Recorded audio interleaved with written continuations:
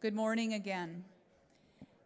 So I hope you enjoyed your break, and we're ready to commence once more with our morning program.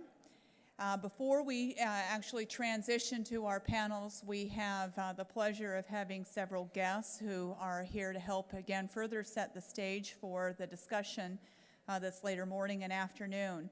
Helping with these introductions and here in representation, again, of Broward County, and who was acknowledged this morning by Congresswoman Wasserman Schultz. It's my pleasure to introduce Broward County Commissioner Steve Geller. Thank you.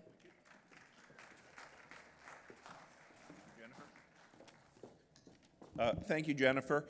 And those of you that are outside, come on in. Okay. Oh, subtle. I'm known for my subtlety and shyness. Okay, last call. Hurry up in. Good morning. Thank you. I'm Broward County Commissioner Steve Geller. Broward County has long been a leader on climate issues, and I can tell you that we intend to continue that leadership. I wanted to wait till there were more people in here, but since they're coming in slowly, I'll say it anyhow. I did want to comment on behalf of Broward County on how proud we are of one of the treasures of the environmental community, and that's Dr. Jennifer Hirado. So, Dr. Hirado, you do a wonderful job. You make us very proud here in Broward County that you're working for us. Broward County has intervened in the lawsuit about drilling wells in the Everglades. I can tell you that the Broward County Commission will never change the land use to permit oil drilling in our part of the Everglades. Last month, we voted to intervene in the lawsuit against the Florida Environmental Regulatory Commission. Many of you are familiar with their 3-2 vote, which, by the way, the governor had not appointed representatives of the environmental community or local governments, and they voted 3-2 to permit more chemicals, including known carcinogens, into the waterways of Florida. And Broward County voted to intervene in that lawsuit. Last month, Broward also was the first government in Florida to vote to join the Under 2 Coalition, an alliance committed to combating climate change by reducing greenhouse gas emissions. I'm here today to introduce my friend, Congressman Ted Deutsche. I was the Senate Democratic leader when Ted was first elected to the Florida Senate. Even then, we saw Ted as a great leader, and after only 3.5 years in the Florida Senate, Ted was elected in April of 2010 in a special election to the United States Congress. Ted received over 85% of the vote in the primary and over 62% of the vote in the general election. Ted hasn't really had a serious opponent since then, although if you read his fundraising emails, you wouldn't believe that. You'd hear how dire it is that we're there to help him. Ted has long been a leader on climate issues, recognizing the threat of rising sea levels to South Florida in particular, but also recognizing the economic opportunities that smart energy and climate adaptation can provide. As part of his leadership, Ted was one of the co-founders of the bipartisan Climate Solutions Caucus, which now has 62 members. I'm sure Ted will speak a great deal more about the Climate Solutions Caucus in his remarks. Let me close by telling you about a conversation that I had with Politico about Ted a few weeks ago. And Ted, I don't know if you were aware of this. They're writing something about you. They asked me my opinion as to whether Congressman Deutsche was assuming a leadership position in Washington, and if so, why I thought that he was moving up so quickly. I told them that I thought he was clearly assuming a leadership position and that there were clear reasons. Ted is very smart. He's a hard worker. He's passionate and compassionate. He understands the issues, and he's just a nice guy. Never underestimate the power of nice. Please join me in giving a warm welcome to my friend, Congressman Ted Deutsche.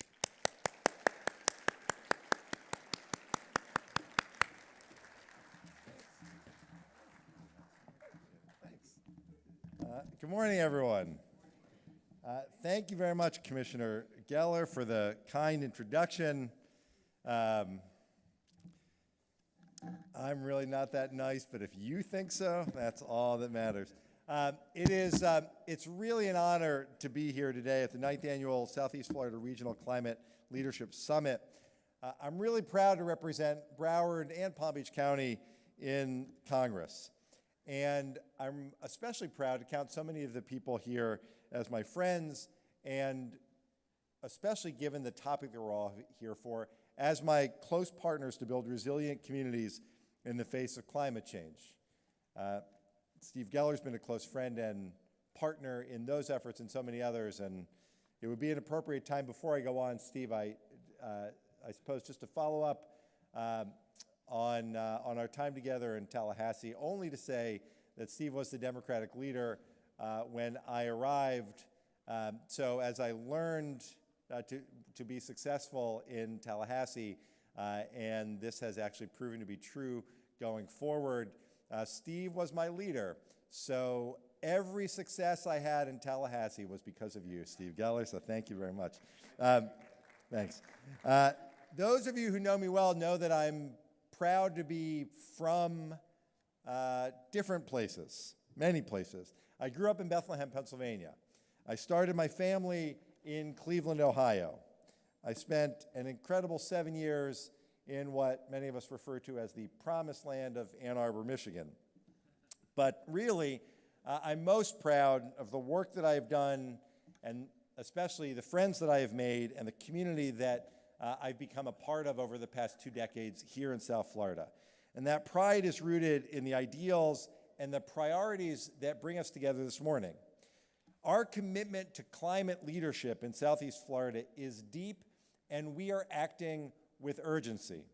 Many throughout the country are rightfully worried about climate change. They might sit back and wonder how it will affect their communities one day, way out there in the future.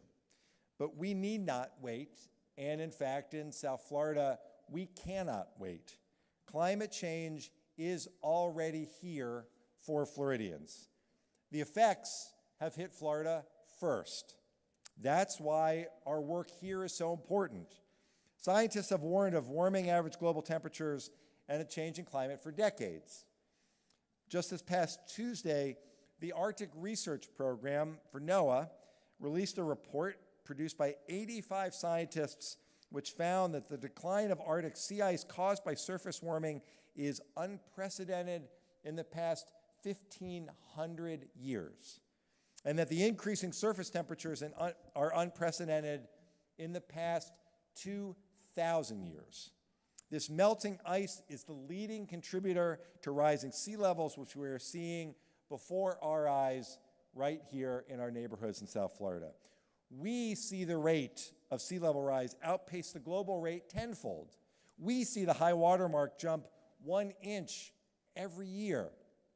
We see the tides flooding our neighborhoods. The limestone that serves as the foundation of our state is porous. Salt water pushes up through the limestone from below the surface. Lower bridge heights will block boats from reaching open waters. And with 165 miles of beautiful canals, Fort Lauderdale faces particularly significant threats of sea level rise. And who here in this room who's from South Florida hasn't driven around your neighborhood and noticed more puddles and water accumulating on sidewalks and streets, even on sunny days? While many Americans might be able to ignore climate change science based on their own personal experiences, we cannot. We can't put climate change out of sight. We can't put it out of mind. And therefore, we must, and by we, I mean clear-headed, Democrats, Republicans, and independents, we must effectively communicate our observations and experiences in Florida to those with less direct exposure. We must promote the evidence-based views of the scientific community and not repeat the illogical ramblings of climate deniers. Unless Americans recognize and understand what we face, unless we build consensus, we cannot possibly overcome the immense challenges that we face. This conference offers an opportunity for leaders in Broward, Palm Beach, Miami-Dade, and Monroe counties to share their successes and a plan for the future, and to plan for the future at the forefront of climate solutions. I came here today to applaud your work and to ask for your continued partnership toward inspiring other regions across the country to join us. I also wanted to share with you some of my work in Congress to advance bipartisan solutions to these challenges. I believe that leaders in South Florida can and should be the catalyst to spark the climate change debate in Washington. Reports have predicted that on our current path, by the year 2100, almost 300 cities would lose at least half of their homes. 36 U.S. cities would be completely destroyed. Now, those same models estimate that 1 in 8 Florida homes would be underwater. Those Florida homes represent half of the total expected loss in housing value caused by climate change over the next 8 decades. Now, these aren't risks of a distant future. These are the burdens that we are placing on our children and our grandchildren right now if we don't act.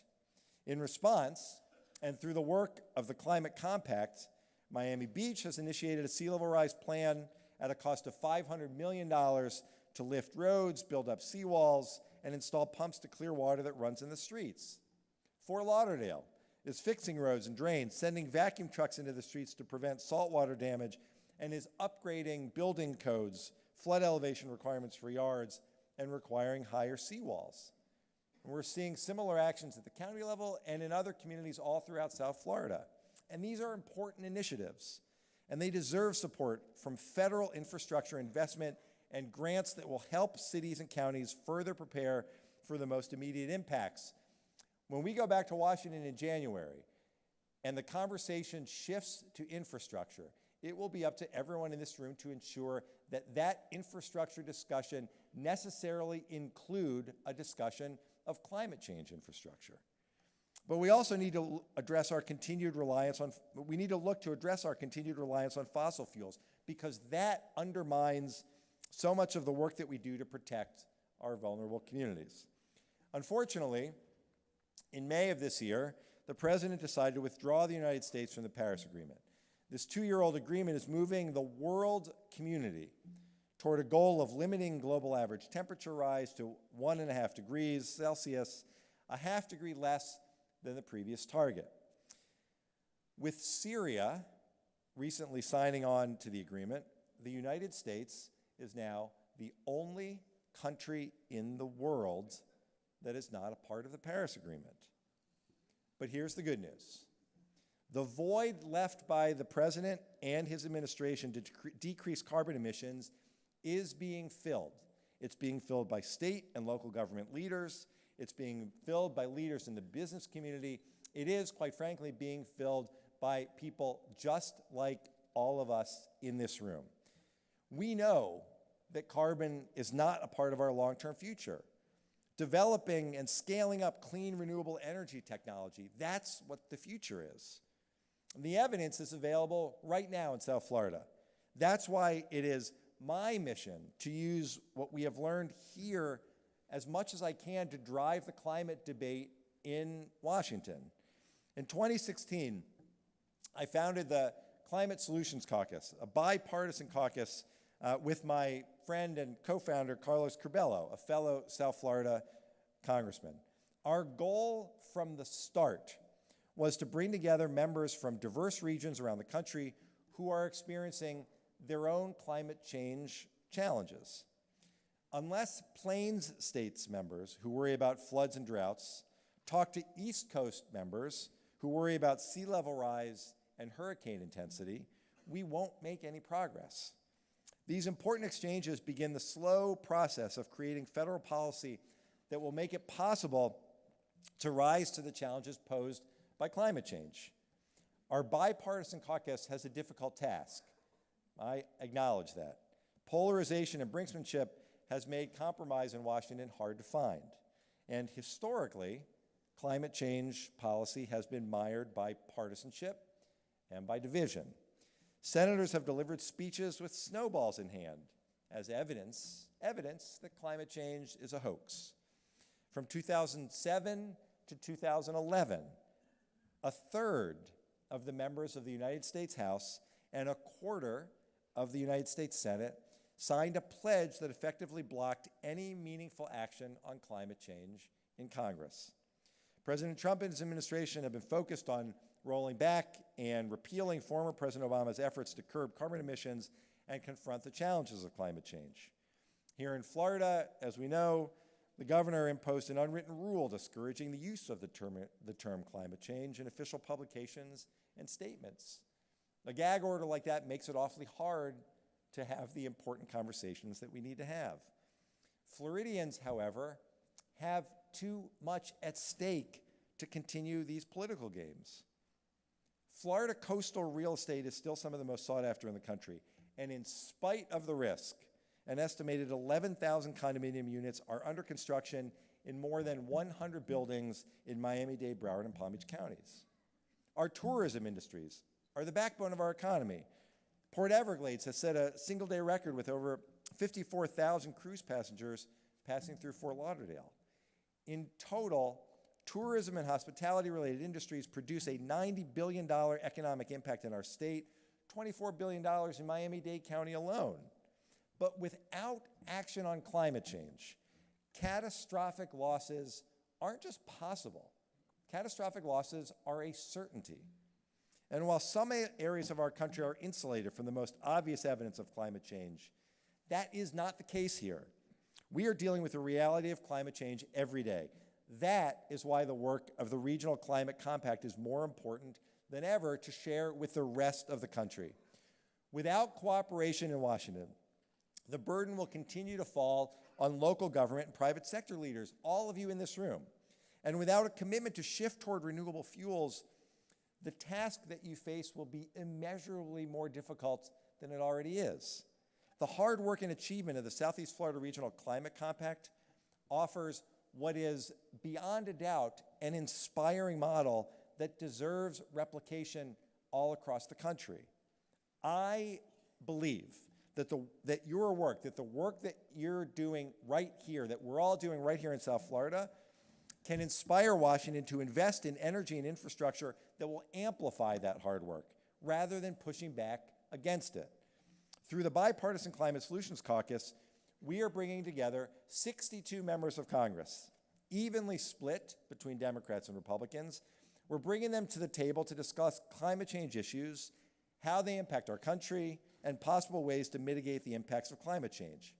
And we are working hard to bring our colleagues examples of private industries that are thinking toward the future. And before I finish, I just want to give you some of those examples so you understand the conversation that's taking place. At our first meeting, we invited Statoil, a top 30 global oil producer, to discuss its plans to embrace renewable energy and new technologies. We also met with former Admiral Neil Morsetti of the British Navy, who spoke of the rising instability caused by drought, water shortages, and crop destruction globally. His concerns have been exemplified by the extreme drought that drove up food prices, spread disease, and forced 1.5 million rural residents of Syria to flood the urban areas, tipping the country toward a civil war that has claimed over 500,000 lives so far. We met with a member of the New Zealand Parliament to discuss the Paris Climate Agreement, which I mentioned earlier, that set a new goal of reducing carbon emissions.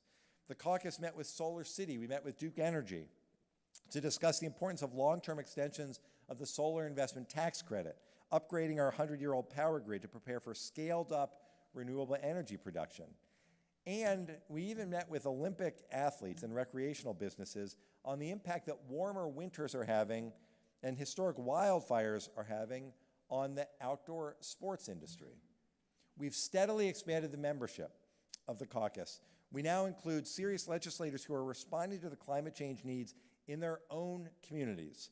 From shorter winters cutting into tourist seasons in the Northeast, scarce water supply in California, reducing agricultural output, naval bases in Virginia that will be underwater by the end of the century if we don't act, and the unpredictable impact of insurance risk, the rippling impact of severe weather events across our country.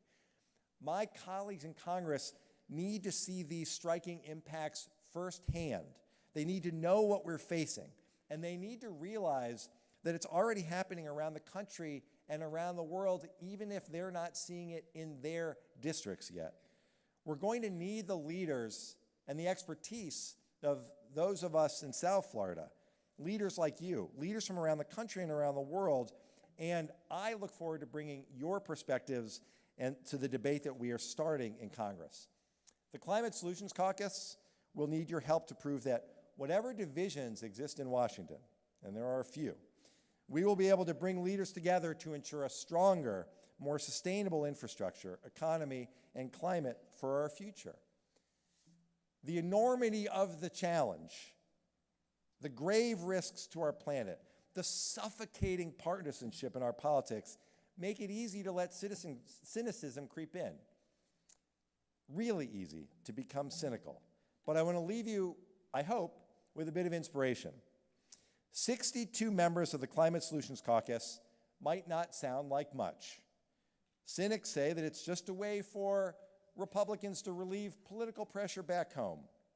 But 62 bipartisan members is enough to change the outcome of votes that are often split along party lines. Just this week, President Trump signed the National Defense Authorization Act. Now, without the Climate Solutions Caucus, there would have been an amendment in that annual defense bill. It would have prohibited our military from studying the risks to our national security posed by climate change. That amendment would have taken climate change out of that bill altogether. But when the amendment came to a floor vote, every Democrat on the Climate Solutions Caucus and all but one Republican on the Climate Solutions Caucus voted no. And we carried the day. And this is the progress that we'll be building on. This is the seed of change that will put evidence above rhetoric. This is the only way that we will ever be able to have the difficult conversations necessary to break through our partisan divisions. Ladies and gentlemen, this is the start of winning the debate. This is how we win the battle against climate change. So I want to thank you for your leadership in South Florida. I want to thank the national leaders who have come from across the country to support our efforts here. I welcome your partnership in Washington, and I am grateful and excited that the work that we do together will better our community, it will better our nation, and it will better our world. Thank you so much for what you do, and thank you so much for inviting me to spend some time with you this morning.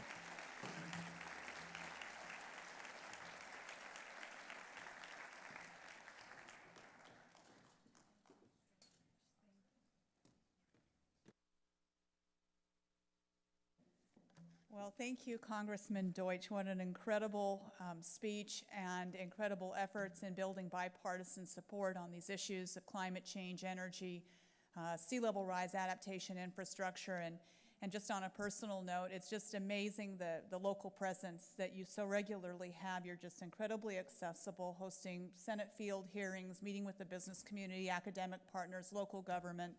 I don't know how you get it all done, but you're an incredible advocate, great communicator, and so informed, and we really appreciate that you're here for us. Thank you.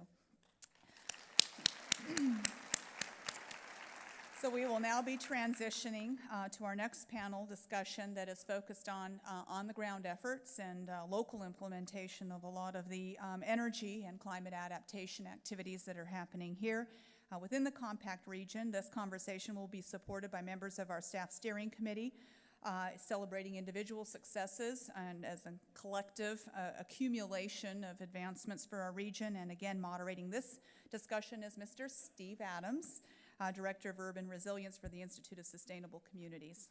Thank you.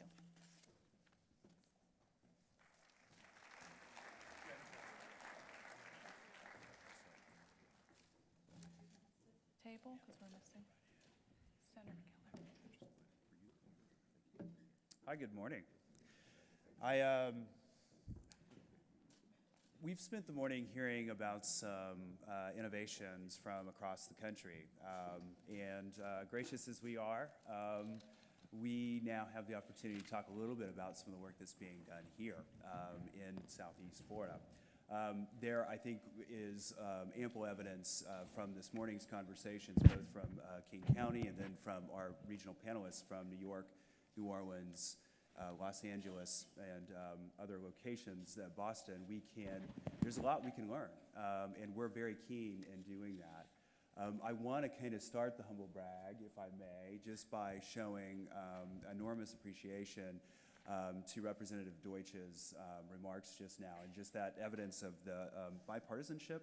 And we take huge pride in the fact that two of our members here from this region were in fact the two that came together to form that caucus, now 60 strong in the House. That is awesome. So joining me now are four friends that I've had the pleasure of working with over the years.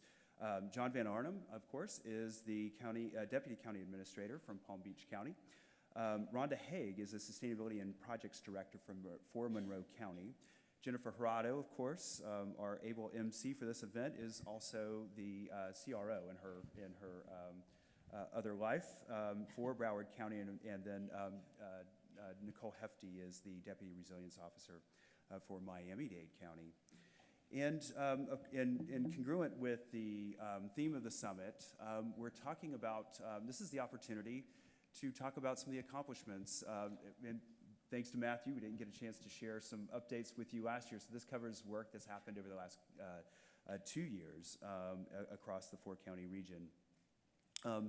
Much of this work has multiple benefits, and I think any sort of good public policy bears those hallmarks, that you know you're on to right public policy when you are taking care of multiple public objectives. And protecting regional commerce is a co-equal value with protecting environmental amenities, protecting the integrity of neighborhoods, and protecting equitable outcomes as well. And I think each of our panelists will be able to share a little bit of the work they've been doing in that regard, and how their work is actually building those efforts. So John, you're first up on the docket. What's going on in Palm Beach County? Well, thank you, Steve. Again, my name's John Van Arnhem. People say I look a little bit like Congressman Deutsche. I don't know how he'd feel about that, but I took it as a compliment. So great presentation by the Congressman. Before I talk about what we're doing in Palm Beach County, I wanted to just step back a minute and talk about steps to resilience. Not steps as you would find in a set of instructions. For example, if you went to IKEA and bought one of those nice pieces of furniture that looks so good in the showroom, and then you get it home in the box, and you know, you're 3 hours later, you're on step 23, and the thing still is not quite right. But steps in a stairway or steps along a pathway are a pathway to resilience.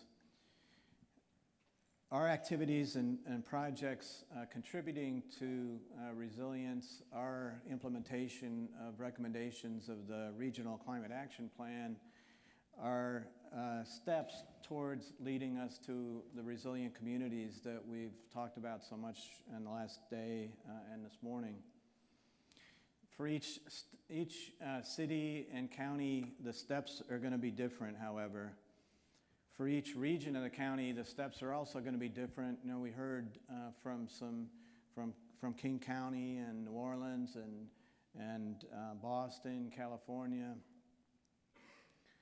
about what they're doing and some of the very significant projects that are happening around the country. And in this panel, you'll hear about some of the projects here in Southeast Florida, and you've also heard some of that in some of the earlier panels.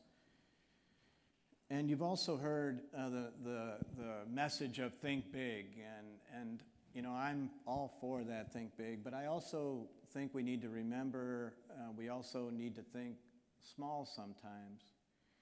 We have small cities, we have small counties that also need to be thinking about resilience and climate change. And part of what we're trying to do in the compact is to make sure that when we look at resilience for our region, that we are developing tools and relationships and so on, and the relationships outside of our region that are going to help all of those entities move along towards this path towards resilience. Our counties aren't the same. No two cities are the same. Our needs are going to differ, and our choice of steps are going to differ, and the decision making that we do to decide what steps are appropriate for our communities, what we can afford, and what order we're going to do them in is different. So you'll hear, and I think that's one of the exciting things about what we're working on, is you'll hear a lot of different approaches, and this summit and others like it are great opportunities to learn from others. All of this, though, we all face the same threats from sea level rise, from more frequent and severe tropical storms and hurricanes, and probably at some time or another from periods of extreme drought. We know we have flooding from rainfall events, and we'll likely have the drought periods, and unfortunately have to face the threat of wildfires like we know our friends in Los Angeles, and we are thinking about our friends in California as they face that threat. Well, we all have to protect our communities, our governments, and our services and our businesses. How we build resilience, though, into these systems is going to vary from city to city, county to county, and neighborhood to neighborhood. The important thing is that we start, we build a foundation, and that we grow and we build on that foundation moving forward. Our steps are going to look different, our paths are going to vary, but our mission is going to stay the same, and our focus on preparing for the future needs to stay in place. So I just have a couple of slides that I'm going to highlight what we're doing in Palm Beach County, and I'm going to move through this relatively quickly so we can pick up a little bit of time. Part of that foundation in Palm Beach County was in the last year we created an Office of Resilience. We had a climate change and sustainability coordinator position, and I think it was at least the media reported that it was one of, if not the first, government position at least in Florida and South Florida to have the word climate change in the title of the position. So we were proud of that. We've moved on, and as you've heard from other communities, we've created an Office of Resilience and a Chief Resilience Officer position, which will help make sure that program grows and stays in place in the future. It'll be harder for somebody to take it away, and it will help us add staff and create the structure that seems to be working well in other communities. And the next thing I wanted to mention, SoulSmart, is a program that we've participated in to help facilitate, streamline our permitting of solar projects and the inspection process. So we're excited about that. We're making some good progress. We'll be adjusting our permitting criteria and so on to make it easier to permit solar in Palm Beach County.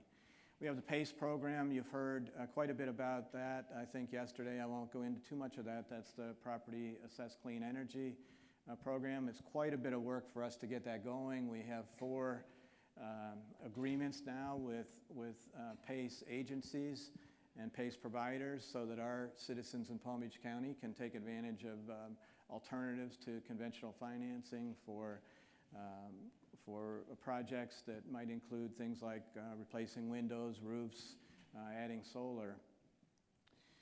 Importantly, we've added provisions to our comprehensive plan to set the framework for activities within the county and to move land development regulations and others towards climate, to address climate change. We do use those words in our comprehensive plan. Also, infrastructure, we've talked a lot about how to, the efforts to harden infrastructure. You'll see some of the presentations on that. We've created policies that require that we consider climate change and resilience in the renewal and replacement policies, renewal and replacement projects that we're working on. And we have a number of them that are coming up in the next 10 years under a new sales tax, a penny sales tax for infrastructure that we were able to pass. And you probably heard our administrator talk about that yesterday.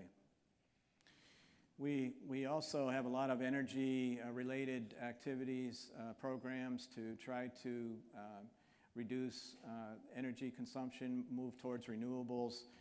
We have a very aggressive project on signal timing. We're working hard in our utilities department to diversify our sources of water, but also to reduce our energy consumption at our facilities. On the environmental front, we have created 15 plus miles of living shorelines, an important strategy, something that you can read more about in the Regional Climate Action Plan.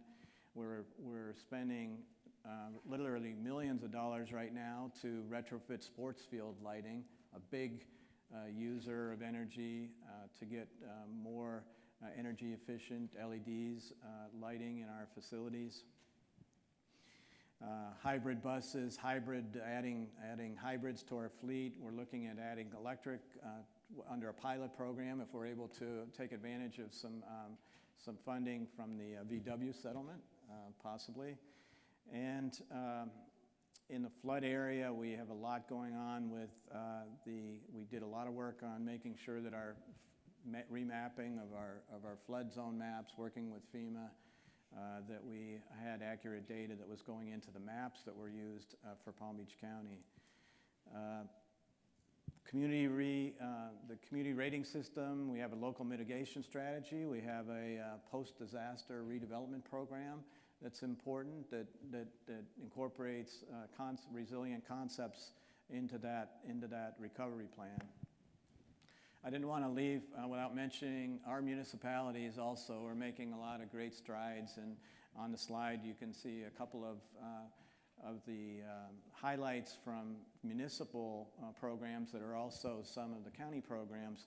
They are working in adaptation action areas, working on a lot of stormwater retrofits, and very aggressively working in some mitigation areas. So we're proud of the work that we've been doing in Palm Beach County and also the work that our cities have been doing, and we just want to continue that and try to work with more cities so that we can see more projects on the list for next year. Okay, thank you, John.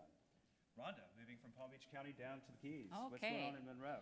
So when I was here 2 years ago, because we didn't have the summit, I showed you a lot of our modeling slides and what the anticipated sea level rise inundation would be for the Keys. Of course, the Keys, very low level, spread out over well over 100 miles, many 300 miles of county roads, half of which are going to be subject to sea level rise by 2060, so you're talking 150 miles of county roads. It doesn't include US 1, that's a state road, but of course that's the backbone of the Keys. Also parts of that are susceptible. And you heard here in the last summit 2 years ago, you heard Miami Beach talk about their roads elevation program, which I'm going to talk to you about the Keys, but very different animal. Miami Beach is very compact, a lot of people all there at once, and as you heard them, when they did their road elevation, they elevated it very high all at once. And I'd love to do that, but you're going to see today why that's not going to be an option for the Keys, probably a very different animal that we're looking at today. And I have to stand up because I can't see the thing. Okay, so we're here to talk about sea level rise in the Keys and how it's a little bit different. So Big Pine Key, this is what Big Pine Key looks like today. I'm just trying to help you understand what are we looking at in terms of inundation. Now in 2030, which is less than 15 years away, this is the highest. This is 7 inches, and you can see those red areas. That's where neighborhoods are already, and the roads are already starting to see pretty high levels of inundation. So of course we're going to have to focus our efforts on these low-lying areas like this when we talk about our roads elevation program. And this is Big Pine Key by 2060 with the highest level of projected sea level rise. If that occurs, there's a whole lot of red there. So we really have our work cut out at the county. And we're not going to be able to do this by ourselves. You heard our mayor talk yesterday that we're going to have to look at how we handle our investments in infrastructure. The county is only 75,000 people. We have hundreds of miles of shoreline and hundreds of miles of islands. So we're tied at the hip with our state partners and our federal partners. And just like we needed help with our $1 billion sewer project, we're going to need help with our roads elevation project. And then we had an event, so that was what the projected efforts. Then we had an actual event back in 2015, the October King Tide flooding event.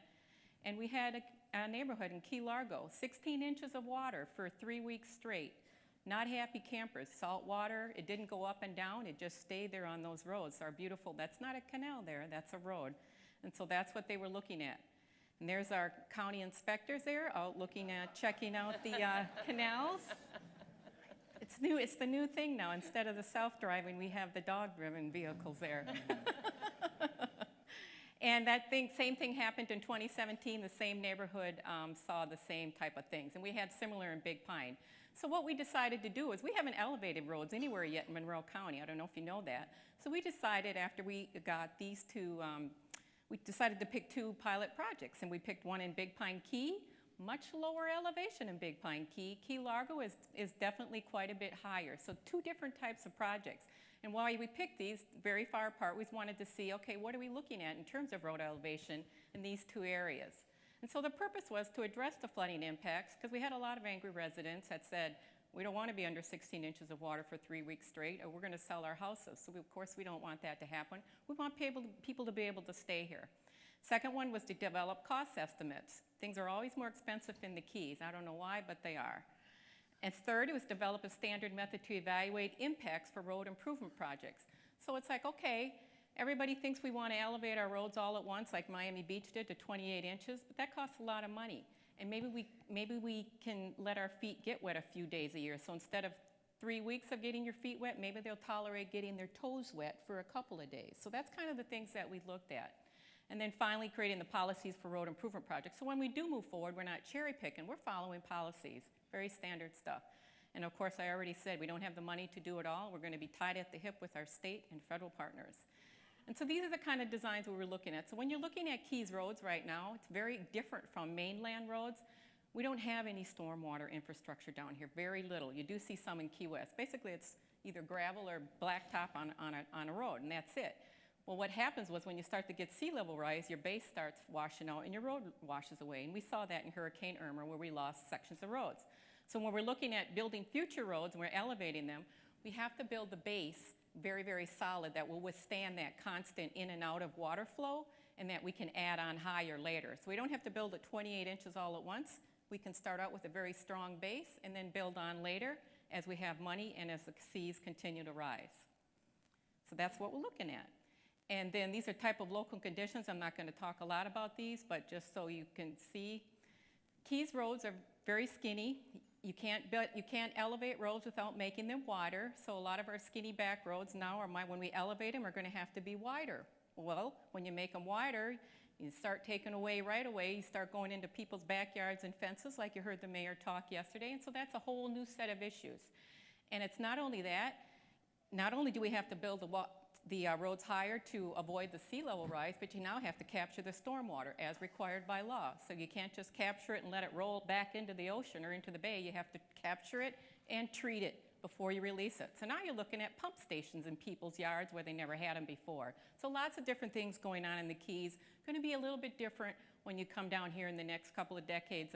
These roads are going to change. Okay, and then finally what we did for these two projects, we looked at the We picked an average of 7 days of flooding annually. We thought can get their toes wet, maybe about a week a year, and we can get away with that. So that's what we picked for an interim standard. Then we added in the projected sea level rise and the average high water to pick the level of roads that we were going to elevate. So Key Largo, because it's higher, let me just go one more slide. We decided to avoid have only 7 days of flooding. They only needed 5 inches. Big Pine Key, because they're lower down there, we have to elevate 11 inches. 5 inches Key Largo, 11 inches Big Pine. This is just a quick showing. We don't elevate the whole section of road. Roads go up and down, so you elevate only the most necessary parts. That's the Key Largo neighborhood there, of course, right next to the bay. And then Big Pine, a little more spread out. And the red parts are the parts that we're going to elevate. We couldn't afford to do the whole thing. If we could, we'd do it all. But in the next slide, you're going to understand why. It's expensive. So when we're talking Twin Lakes, when you look in 6 inches, it's 0.92 million, or you can go all the way down to 28 inches height. That's $7 million for a mile. Remember, we have 300 miles of county roads, 150 subject to sea level rise. Big Pine, same thing. We look at 0.3 miles for 2.2. That's a very short distance. If you're going to elevate it higher and longer, now you're looking at 10 million. So very expensive. So we chose, I'll show you right here, we chose the 6-inch elevation for Key Largo. That made the most sense. It got the worst of the worst out of the way. Didn't resolve the whole problem, but it will be okay for the next 15 years. And in Big Pine, we had to go higher. We had to go a third of a mile. We didn't go the whole 1.5 miles, though, so you can see there, about $4 million with engineering. So those are the options we picked. But you can see, when you go down to 28 inches, when we start building up in the future, you're looking at, in today's dollars, like $10 million a mile. Very, very expensive. For the Keys, remember, we're only 75,000 residents. That's less than many of your cities in the other counties. Of course, we had to show the key there. And some of the things I already talked about, site constraints, really skinny roads, especially like in the lower Keys area. And if you have to make them higher, you're going to have to start taking yards away. Well, they don't even have much yards down there, and they use the right-of-way for parking. So we have some really big issues we're looking at. We have water quality requirements. I said we have to capture it and treat it. Right-of-way needs, availability of land to accommodate drainage, all these things, just like every other road elevation project. It's just more concentrated in the Keys because we're so limited by our space already. And I always have to end my presentation with beautiful pictures of the fabulous Florida Keys. And that concludes my presentation. Thank you, Rhonda, so much. All right. Okay, so next up is the home team, Jennifer. All right. Well, I lament that I don't have such attractive photos in my presentation, but it'll be pretty brief. I just wanted to highlight a couple of the key initiatives that we've seen advance in Broward County in the last year. One focuses on the implementation of PACE. Again, we've heard about PACE over the last several days, but I just wanted to share, while it might be embarrassing, we recognize that 50% of the overall emissions in our county are associated with commercial and residential energy use. And we had recognized that maybe we don't have all the same tools that communities have across the country in trying to advance energy efficiency and renewable energy programs. And so we recognized that much of what needed to take place would need to focus on existing building stock. And for a period of several years, in fact, it was a 5-year effort if we want to be honest with ourselves, we evaluated a number of the options that would be available to help accelerate investments by existing property owners. And a lot of this was focused on PACE once we saw PACE legislation adopted within the state. And then it was a complex thing for us to review extensive contracts and thinking about consumer protections and coordination with the municipalities. But after a very intense and focused effort, we were thrilled to be able to celebrate the launching of a community-wide PACE program in June of 2016.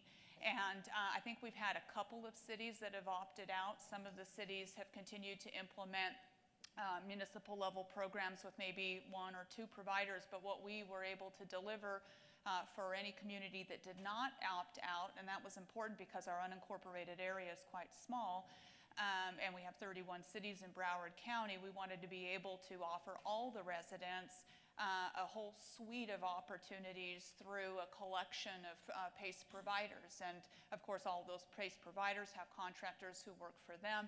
We wanted to be able to provide strong, again, consumer protection assurances, making sure that we wouldn't find people overextended with projects that they couldn't afford, and that there'd be a high level of transparency, et cetera. So we did work through that process with our PACE providers, and once rolled out, we saw that the program was wildly popular. We had one more PACE provider that came into one of the districts most recently. So I think we have four or five PACE providers in the county today. You can see the diversity of and number of projects. We have strong interest, of course, in the energy conservation and renewable energy projects. Upon initial launching, we saw just 1% of the total projects included renewable energy. But in the last 2 quarters, we've seen the number increase from 2% to 5%. In my own neighborhood, I can see the evidence. I see more solar in my small neighborhood. I don't know for sure, but my estimation is that those are PACE-funded projects. Seen a lot of wind resistance improvements being advanced, and I was given permission to acknowledge that our own mayor, Mayor Beamfer, used PACE in his home to advance energy efficiency improvements. So, it's a program that's really working well. We have, as you can see, over $60 million in projects that have been financed within the county in the last year and a half. I think we need to translate these numbers to jobs and talk more about how PACE is helping with economic development. But clearly, this is activity and people who are employed doing work that didn't exist in our county just a couple of years ago. So we're really thrilled. It's worked very well for us, and our PACE providers have been highly responsive to the requests that we've made as a community to try and address any issues that come up along the way. So that's one area of advancement. The other is focused more on adaptation. I wanted to share that our commission took a very bold step forward during this last year in trying to set the stage for resilient standards as part of our development process, whether that's drainage or thinking about finished floor elevations. So one of the things that they did was adopt formally what is a future conditions map series that is part of the Broward County Code of Ordinances. And in that process, they also adopted the first map in the series, which is an update to our groundwater elevation map for wet season. That is important because you'll see in the next slide, we know that sea level rise not only results in superficial flooding, but it's also affecting groundwater elevations, which reduces the amount of storage that we have in the soils for rain when it rains, and that influences the overall function as well of our drainage infrastructure, whether that's French drains or retention ponds or drainage wells. And so when we know that groundwater elevation has already risen a foot in our county in the last 20 to 50 years, depending which well you look at, and we know that it's going to continue to rise. So as we continue to allow for development and drainage infrastructure investments in the region, we want to make sure that those are investments that are going to function for the duration of that infrastructure, and we're focusing on a 40 to 50-year time frame. So I'll show in the next slide some of those details, but so as I said, the board formally moved forward with a new map for wet season groundwater elevations. It took effect on July 1st, and it is now the standard that's applied to all new development and major redevelopment in our county. I want to celebrate that we were able to do that without any challenge in that process. We work very closely with the consulting community, the development community, to talk about how we arrived at the new map, the assumptions that were taken into account. We had great staff that were working on that, and as a result, that was a significant milestone. I want to share at the same time that we have a couple of other efforts that are underway. One includes working with the Army Corps of Engineers and conducting hydrologic modeling that accounts for 2 feet of sea level rise coupled with high frequency storm events coupled with high tide. And we're utilizing that modeling to come forward with a recommended seawall top elevation that would help guide investments across our county, because we know that in the interim while some cities are taking a lead on setting, maybe a standard for project improvements, we don't have a uniform strategy across the cities, nor do we have a uniform timeline where we would want to achieve the collective upgrade of infrastructure. And until we arrive at that point, you'll have one investment that's made, but the very next year, it could still flood if it's not coupled with adjacent improvements that provide for uniformity in these flood barriers. So that work, and we're, as I said, working with the Army Corps on that. We have economic numbers that are supporting that through work that RMS is conducting for us. And I just want to share that despite certain criticisms, we have a very strong investment that's been made by the DOT in giving us very high reso LiDAR data to support the detailing of elevations for a large swath of our county. And that's been an important investment in resources that our state is providing. And on top of that, our board also moved forward with the selection of a firm that is going to be aiding us in updating our community flood maps. These are quite similar to FEMA flood maps in terms of what they look like, but this map is one of 3 tools that we use for setting finished floor elevations, because not all areas are in a FEMA flood zone, so you have to have other information, data to help set what are appropriate standards. We've used a community flood map to always be ahead of the FEMA standards. So this community flood map has depicted flood conditions under a situation of build out in our community, where we would assume much more in the way of impervious material and higher flood elevations as development occurs. Well, that's no longer the worst case scenario, because we are built out in Broward County already. And we also know that during this time of build out, seas have risen. And those things continue to influence flood elevations. And so we are now prepared to update our 100-year community flood map, which is not used to set insurance rates, but is used to set finished floor elevations or other elevations for critical infrastructure.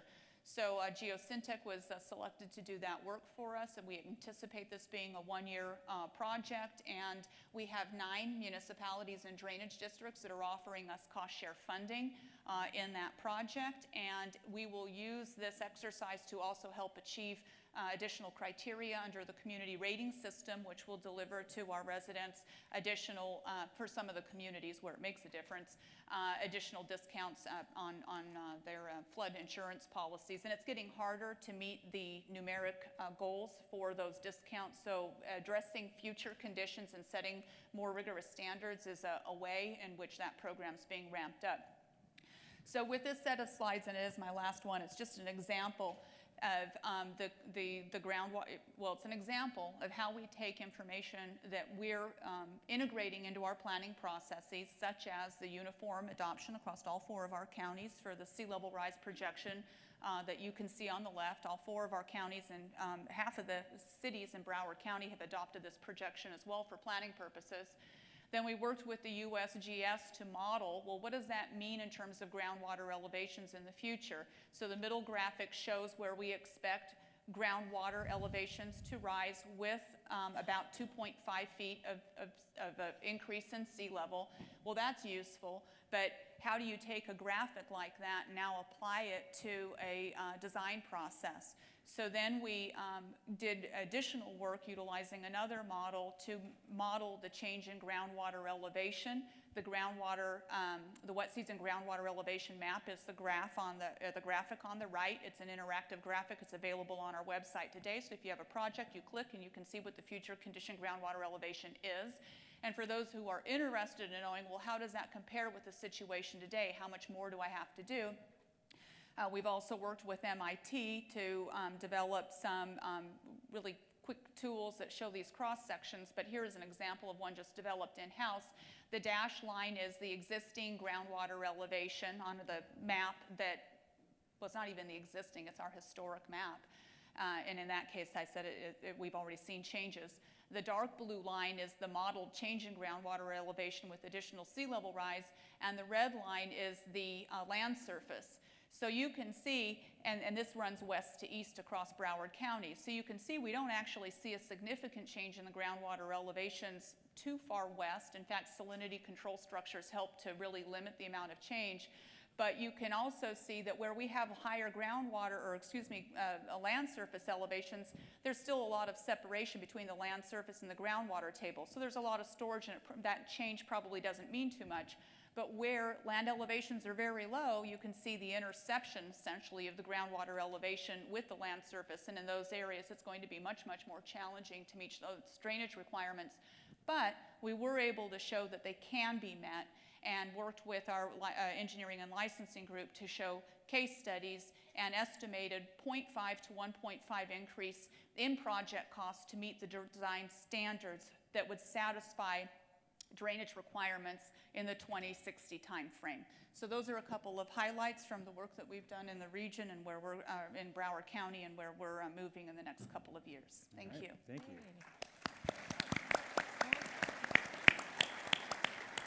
And then finally, Nicole Hefty, and she's going to assume the podium.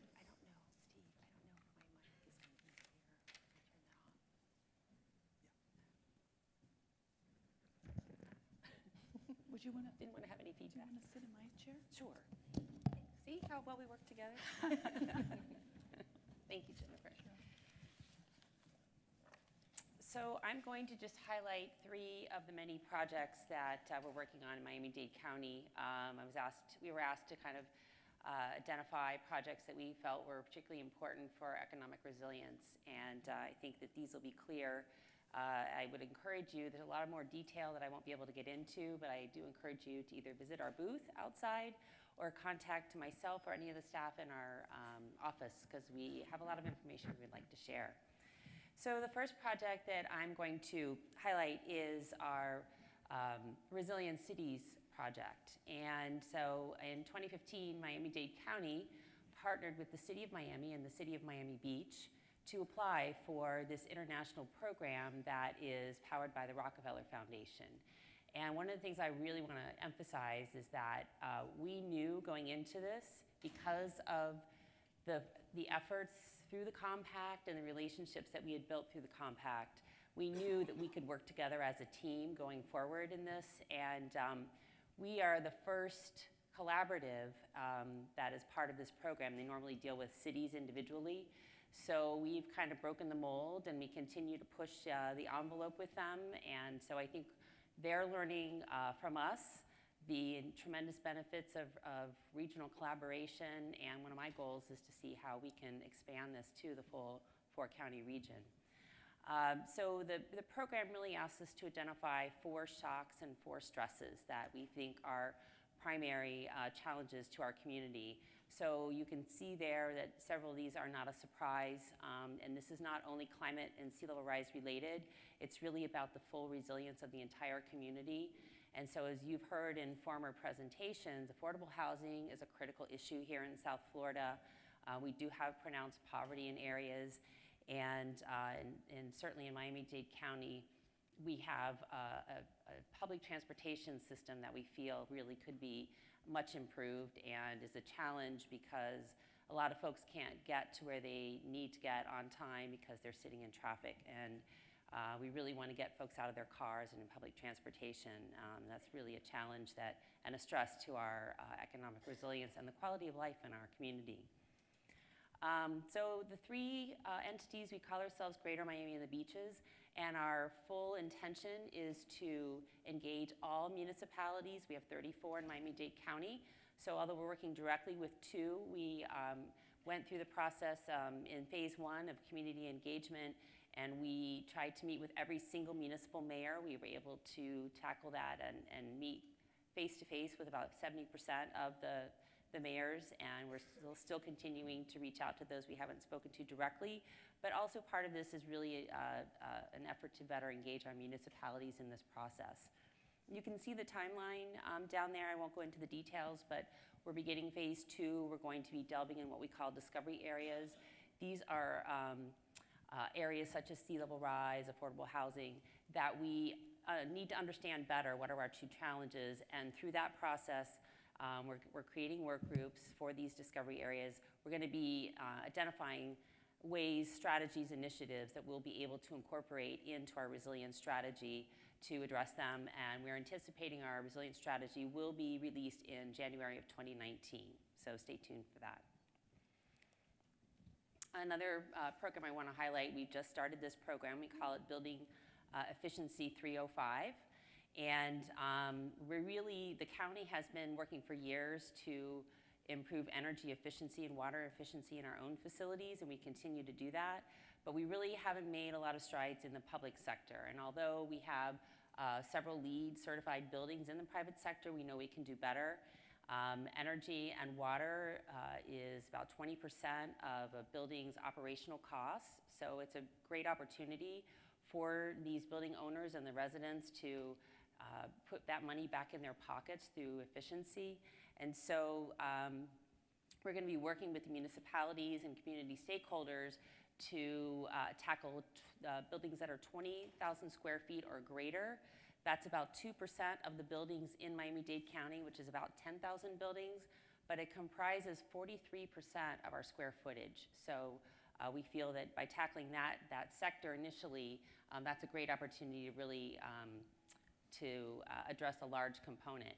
And so we'll be looking at how buildings can benchmark, and we know that that increases their competitiveness and also provides the data they need to identify the opportunities for increasing energy and water efficiency.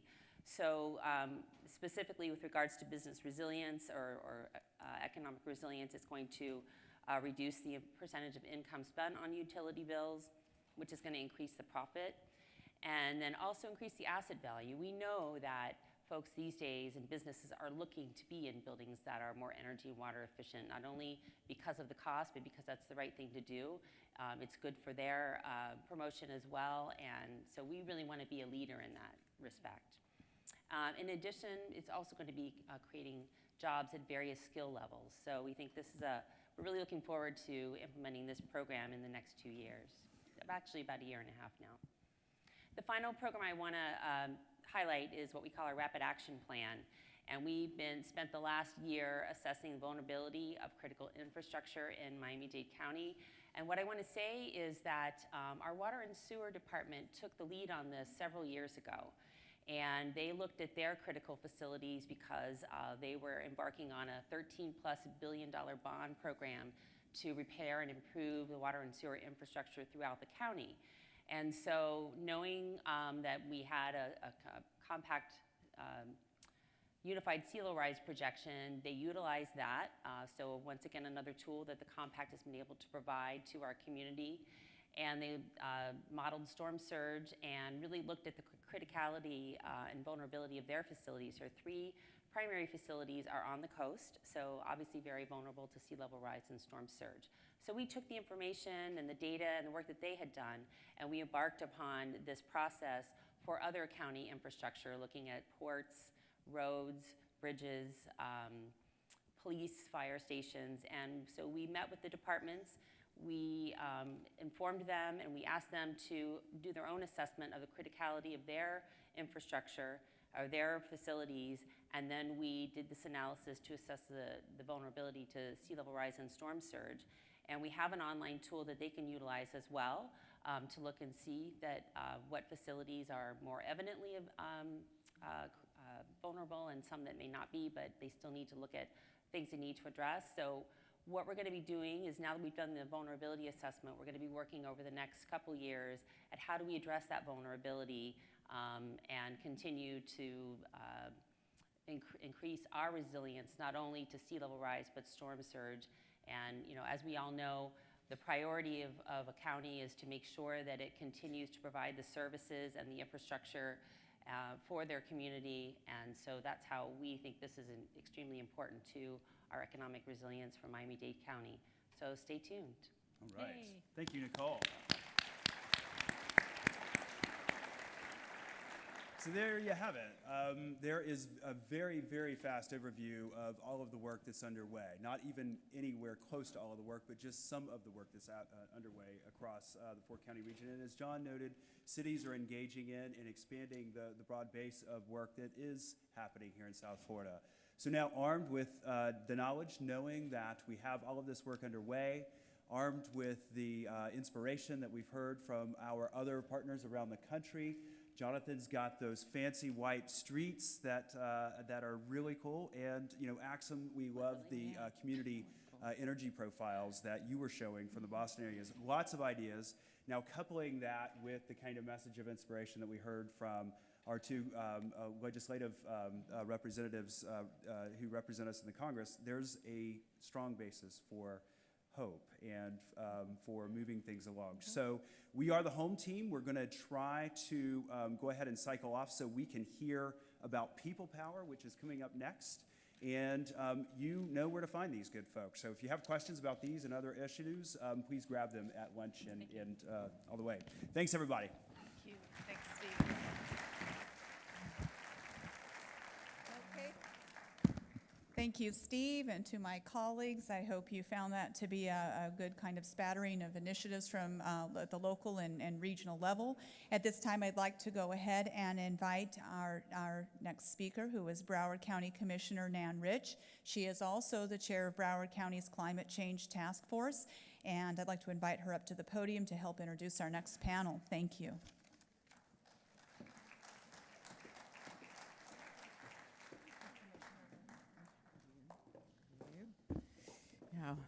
Good morning, everybody. It's wonderful to see so many people here for this two-day summit to devote so much time to this important issue. Delighted that we're hosting it here in Broward County. It's my honor to serve as the chair of the Broward County Climate Change Task Force and work with its members to keep current on climate issues, consider their implications for our communities, and provide recommendations for the County Commission and staff. While we have a lot to celebrate, we must always challenge ourselves to do more. I know we will have a lot to consider as a result of this summit. The theme of the summit, the business of resilience, resonates on at least two levels. First, business activity and economic development are key to our region. Why? Because at the most fundamental level, our economy consists of and supports people. People buy and rent homes in Southeast Florida. They work in our businesses, start new companies, purchase from our retailers, and eat in our restaurants. I was so pleased yesterday, by the way, to hear in the presentations the discussion of affordable housing, because that's something we're really focused on here in Broward County. And I know Miami-Dade as well, and Palm Beach. So it's important that everybody recognize that this whole partnership has to include affordable housing. Secondly, we all must be partners in the business of resilience, the activity necessary to make our region, its people, its businesses, its infrastructure resilient to climate change, economic change, and social change, if we want a more prosperous and more equitable future for everyone in our communities. Everyone needs to be included and involved. Business leaders, elected officials, educational institutions, nonprofit groups, government agencies, working people, the elderly, students, community activists, and more, all of whom will be impacted by the risks climate change and sea level rise present to Southeast Florida. In this panel, you will be hearing from a small business owner, a homeowner, a community activist, and a young person speaking out forcefully for her generation.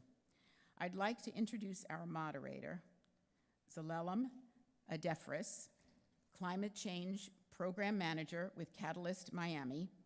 At Catalyst Miami, she works to educate Miami-Dade County residents on climate threats, build climate leadership in Dade County's low and middle income communities, implement programs that strengthen community resilience, and advocate for proactive climate policies.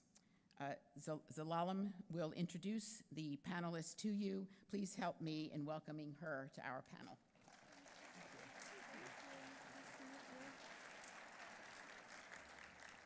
Hello, everyone. Good morning. I wanted to say a few words. At Catalyst Miami, we offer a free community leadership training on climate resilience.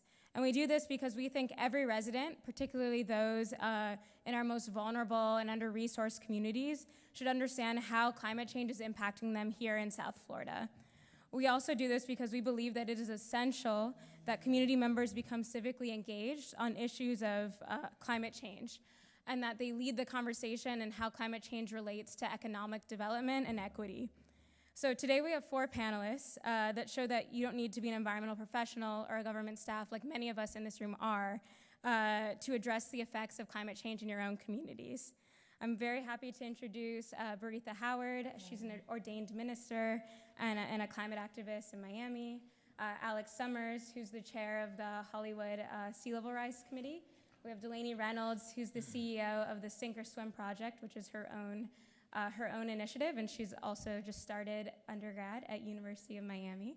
And then we have Matt Carroll, who's the president of Hoover Architectural Products. So I'm hoping we can go around, and if everyone can just share how you got started in the climate resilience field or how your work relates, and then why you think it's important for community members like yourself to get involved. So Matt, Sure. do you want to start? Good morning. So how I got involved is really just through communication. I really started communicating with my local CRA and different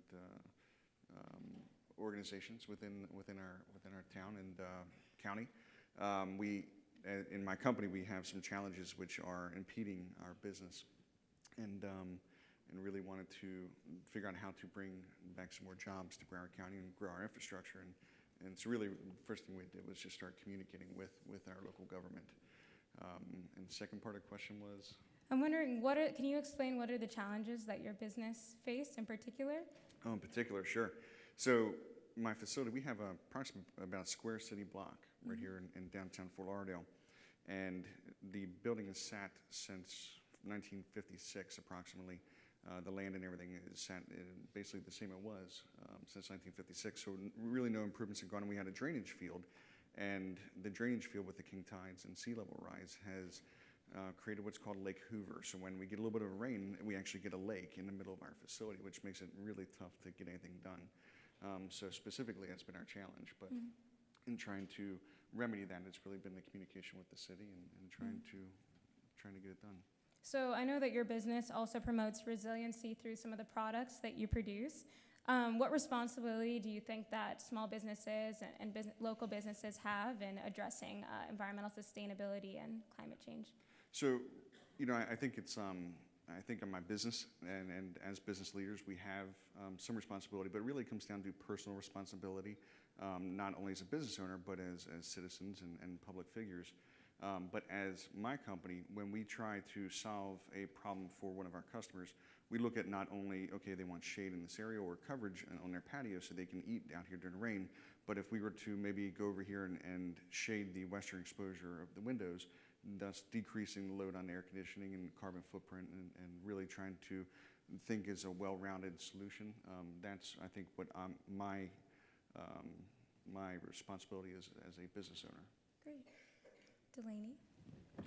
So thank you for moderating this panel, Zelalem. Thank you to Jennifer, the Climate Compact, and to all of you for having me here today. It's an honor. So my name is Delaney. I'm 18 and a freshman at the University of Miami, and I'm studying marine science and biology.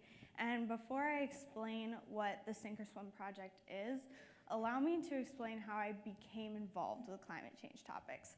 So I'm a 4th generation Miamian. My family has been here since 1910, and as I've been growing up, I've split my time between Miami and a 1,000-acre island in the Florida Keys called No Name Key. So my life has literally been surrounded by water, and that has created my love for nature.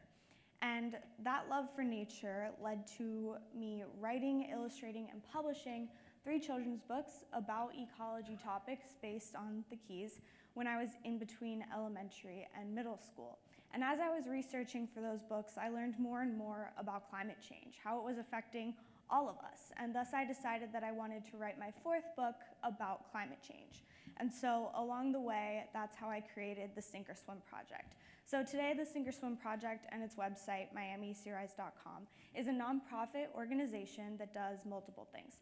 So the first thing that we do is education. We aim to educate as many people as possible about the threat that climate change poses to our world through PowerPoint presentations and lectures.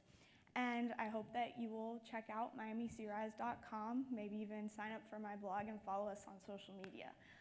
So the second thing that we do is a lot of political advocacy work, which includes lobbying political leaders to create laws or funding to mitigate sea level rise, such as solar laws. So that's a little bit about the work that I do. And then so far as the challenges, I face a lot of the same challenges that all of you in this room face. We don't live in the state of Florida. We live in the state of denial. And our governor and our US Senator put politics ahead of what is important for our future, for my generation, for our environment.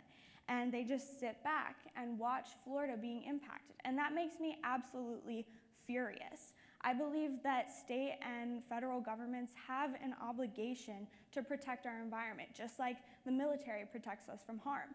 I mean, a threat is a threat, whether it's terrorism or climate change.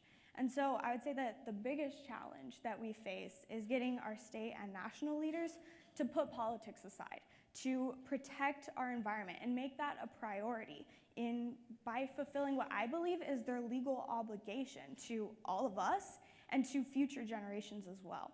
And another challenge is mobilizing adults to shift their thinking to begin solving the problem. Not any of you, I know that all of you understand, but everyone else who might think that there's nothing that they can do, when the matter of the fact is that if we work together, we can solve this problem. So those are the challenges that I face, and that's the Sink or Swim project. Yes, let's give a round of applause. I have one question for you. How does your generation, from what you know, I know you can't speak for your entire generation, but how do people your age see the long-term future of Florida? So I strongly believe that climate change is the biggest issue that my generation will ever face. How we deal with it will define my generation's time here on planet Earth, and of that I have absolutely no doubt. But I could easily say that today's children are some of the most educated and informed in the history of mankind, because information about anything that we want to know is literally at our fingertips with all this technology that's being created. And after speaking before thousands of children in live talks and presentations, I can tell you that all of them, from elementary school age all the way to college students, they're all deeply concerned. They know that temperatures are rising. They know that glaciers are melting, that seas are rising, that we're literally killing parts of our planet. And they want to stop that. They want to do something about it. I often simplify that point by saying kids get it. But it's true. It's very true. They know that they're about to inherit this mess, and they often worry that places like Miami Beach, the Florida Keys, the Everglades, Key Biscayne might not even exist in their future. And it's not uncommon for me to hear the fear in their voices or see tears in their eyes when they're expressing their concerns. And for what? Because we've been stupidly pumping massive amounts of carbon dioxide into our atmosphere and ocean for the past 100 years. So our generation is very concerned and disappointed. But at the same time, they know that we must and we will solve the problem of climate change. Thank you, Delaney.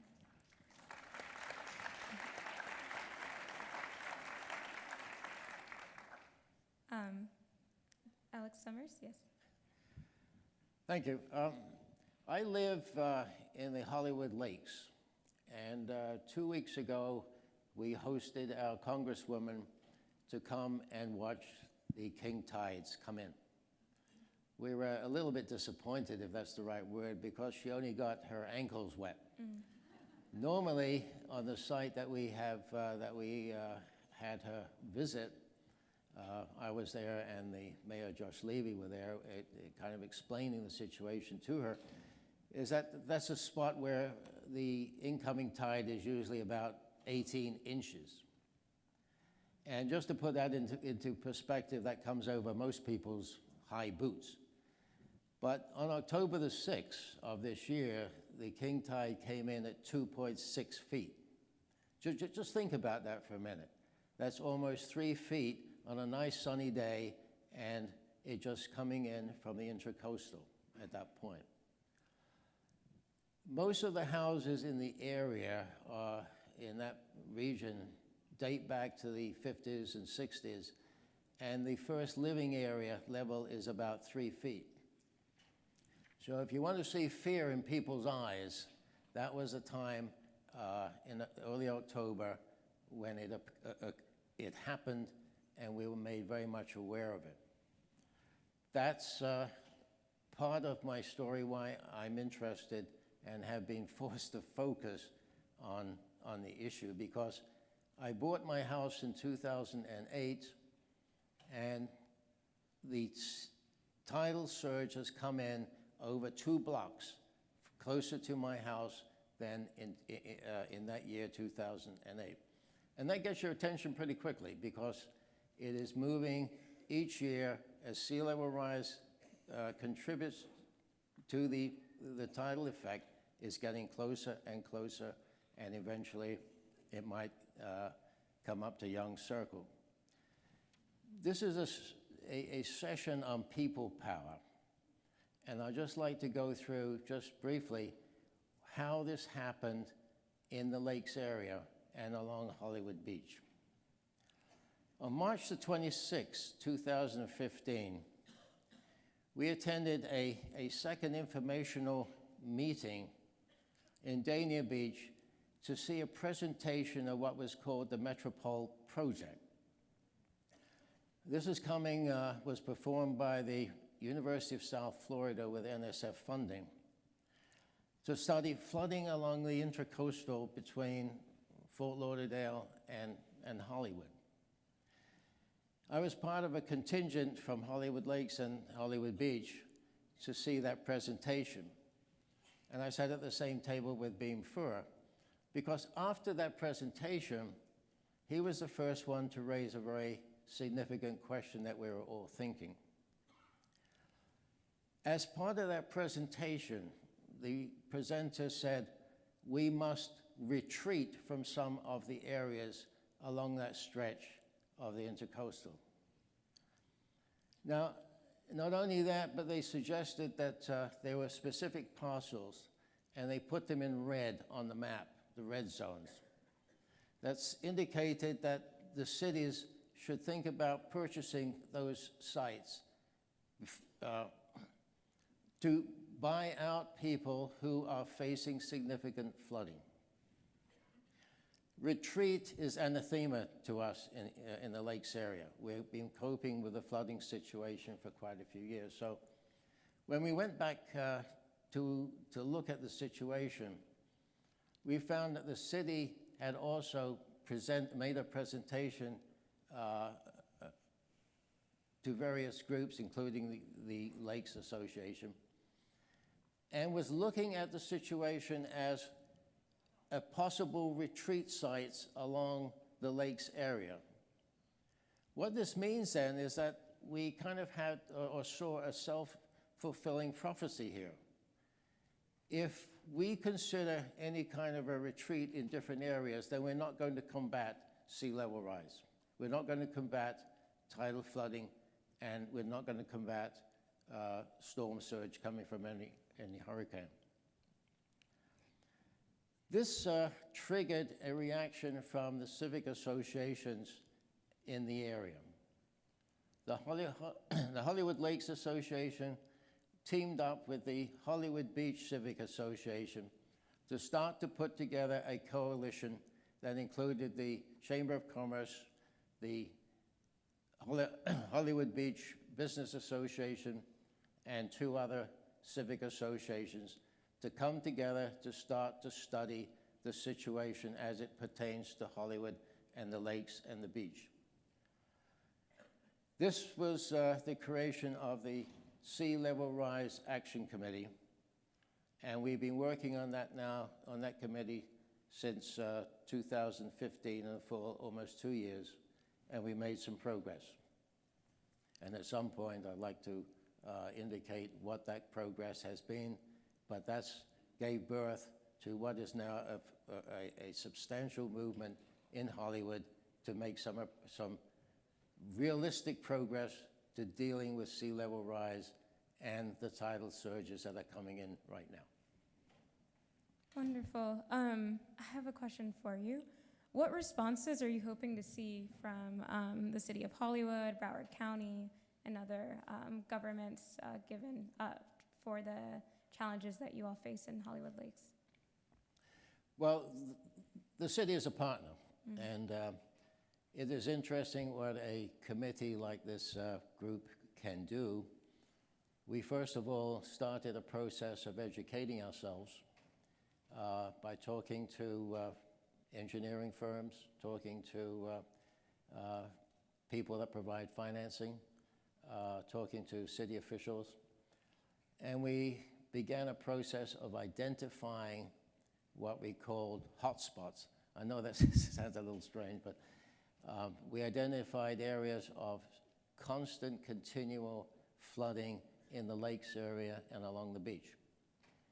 And then we made a proposal we presented to the city, to the mayor and to the city manager, several areas that we considered to be top priority. And we asked them to consider ways to combat those, to find solutions to the flooding problem. We have enough planning activity done. We have enough reports now. We know exactly where the vulnerabilities are. We know what the levels of surge and water damage and flooding are. What we need now are solutions. And one of the things that has happened over the years now is that the Mayor Levy, has indicated that the city is soon going to release an RFP, request for proposals, to deal with and to seek specific engineering proposals and construction proposals for the design of seawalls, berms, revetments, and bulkheads, whatever may solve the problem of the top priority flooding situations along the lakes. So it has been a good partnership. We work closely with the city resilience people, with the city manager's office, and the progress is quite satisfactory. Wonderful. Ms. Baritha. Thank you, Salanam. Hello, everyone. What brought me to declare? Well, I was taking a class at Catalyst Miami.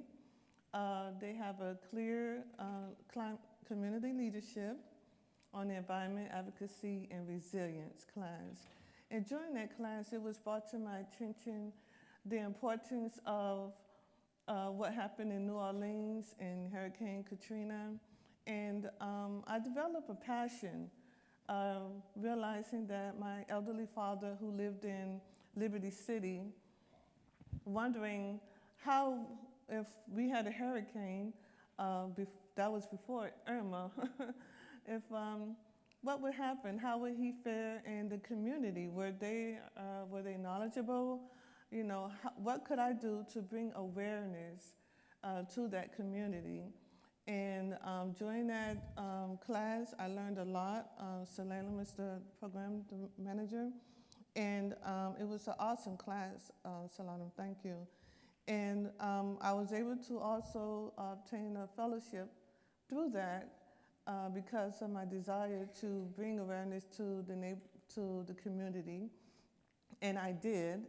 And on July 15th, we had a community event, and it was a great experience for me. People came out, and I had confidence knowing that during Hurricane Irma, that people had knowledge about what to do and be prepared. I had a great confidence in that because of the workshop, and people came up to me and thanked me so much for coming out. I reached out to the community. I walked in the neighborhood. I went door to door.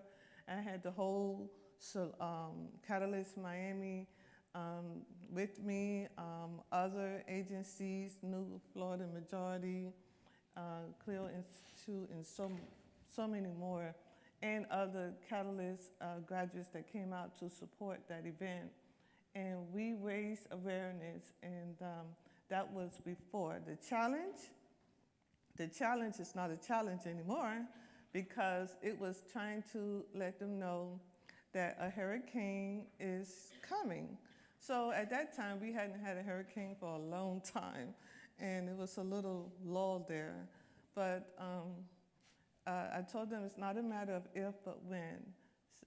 So I don't think that's a challenge anymore because we've had a couple of hurricanes since then, and it is here. So Baritha, we know that low-income and minority communities often tend to get shortchanged with the environmental impacts. So I'm wondering, what are your concerns in respect to your community when it comes to climate change outside of, I know hurricanes is a big one, but if you have others. And then what would you like to see government or community members do better to address those concerns? Well, I definitely learned a lot about culture sensitivity, understanding what they're looking for, their language, how to approach them. And when I went door to door, I was quite surprised with the reception I received. They were glad that I made the step to come out and do something about it. They were like waiting on someone to take that leadership role. And they gave me input. Even after that program, they wanted to start and get together and start doing community projects also. And even after the hurricane, before the hurricane and after the hurricane, I reach out to them. The concern is there's an amount of trust or distrust, put it that way. Usually when someone knocks on your door in that neighborhood, what are you here for? So a lot of times, some of the people, they didn't open the door. I talked through the screen, that was okay. But eventually they got to know me, they got to trust me, and they saw where my heart was. And after that, we was able to establish a relationship, and trust slowly but surely started coming. Thank you. Thank you. So for all of you, we know that there's like a finite amount of worry that people can handle in general. And for a lot of our communities, at this point, climate change is not a top concern. So what words of advice or encouragement would you give to those in your community, whether it's youth, your neighborhood, the business community, to inspire them to get involved in addressing these issues? That's a great question. I don't know that I have any words of advice. I'm not an expert, but it's expert in my own opinion. I think, honestly, it really comes down to personal responsibility. I think that there's a lot of science out there for both sides and whichever way it goes. But at the end of the day, I think it comes down to what you believe and what you're passionate about. And as well as just taking personal responsibility and making common sense decisions. We only have one Earth, and that's an actual. That we only have so much good air in here. And I'm sorry, when you go to Montana, you breathe that air. It's comforting. It feels good. So it is common sense to know that we don't want to dump carbon dioxide into our environment. We want a better future for our children and our grandchildren. But at the same time, we do have to make decisions. We need trucks, for commerce and to, do things to get taxes to be able to pay for, different actions. So, at the end of the day, I think it really just comes down to personal responsibility from the business owners to public figures and communication. If we can communicate about what we are passionate about and find a middle ground that really is driving an initiative forward of common sense, I think that's what we can do as a group to move forward. Thank you. Yeah, that's an excellent question for many reasons, including the fact that certain habitats or species or even entire regions are at risk because of climate change. They could become extinct, disappear completely. And that thought is overwhelming to a lot of people. So a couple of years ago, I was given the opportunity to film a TV show called Years of Living Dangerously with the actor and musician Jack Black here in Miami that some of you may have seen. And the day I was there, they actually had a psychologist fly down from Washington, D.C. And over lunch that day, she told me that psychologically, if people believe that an issue is too overwhelming, they'll just set it aside to feel like they can't do anything to make an impact. And I think that that's a real issue that we do have to overcome. But I have a few ideas about how you could handle this. So the first one is we're not going to solve climate change. We're not going to shift an entire society from a fossil fuel economy to one of sustainable energy overnight. It's going to take decades to transition, but the key is to get started now. And the other key is not to only begin solving the problem, but to do it in small bites. So we don't eat an apple in one large bite. You do it in small bites. And it's the same thing with solving climate change. You have to do it in small bites. So car manufacturers moving towards electric cars like Volvo and General Motors and Tesla have done is a step in the right direction. Implementing mandatory solar laws in all of our local municipalities is a step in the right direction. So it's just a matter of getting started and taking small steps every day, every week, every month, every year, all over our country and planet that will start to get us towards making that progress that we need to be making. And the second thing that I would say is we need to shape the discussion to appeal to people's emotions and sense of responsibility to their family members and to future generations. So people innately want to do the right thing. No one can logically say that smoke pouring out of a factory or car is healthy for the planet. And I believe that the global climate change crisis is as much a moral question, an ethical one, as it is a scientific one. So we must frame the discussion and relate it to the morality of how we want to leave the planet to our children and their children. So in summary, take small steps everywhere, every day, and appeal to people's emotional ties to their children and future generations. And that is how that I think we overcome the seemingly overwhelming crisis that we're faced with today. Thank you. Exactly. There is a very difficult political issue with respect to flooding, and we have been forced to face this, and I'm not sure how it is going to be resolved. The flooding occurs along the Intercoastal and on the Hollywood Lakes, which are quite large. For those of you who are not familiar, there are two lakes, artificial lakes, which run east and west and open up onto the Intercoastal. Most of the houses in this area are expensive, and most of them are protected with their own private seawalls. And the major problem areas, as well as those on the beach, are areas where there are no seawalls or there's very little protection, and much of that is owned by the city.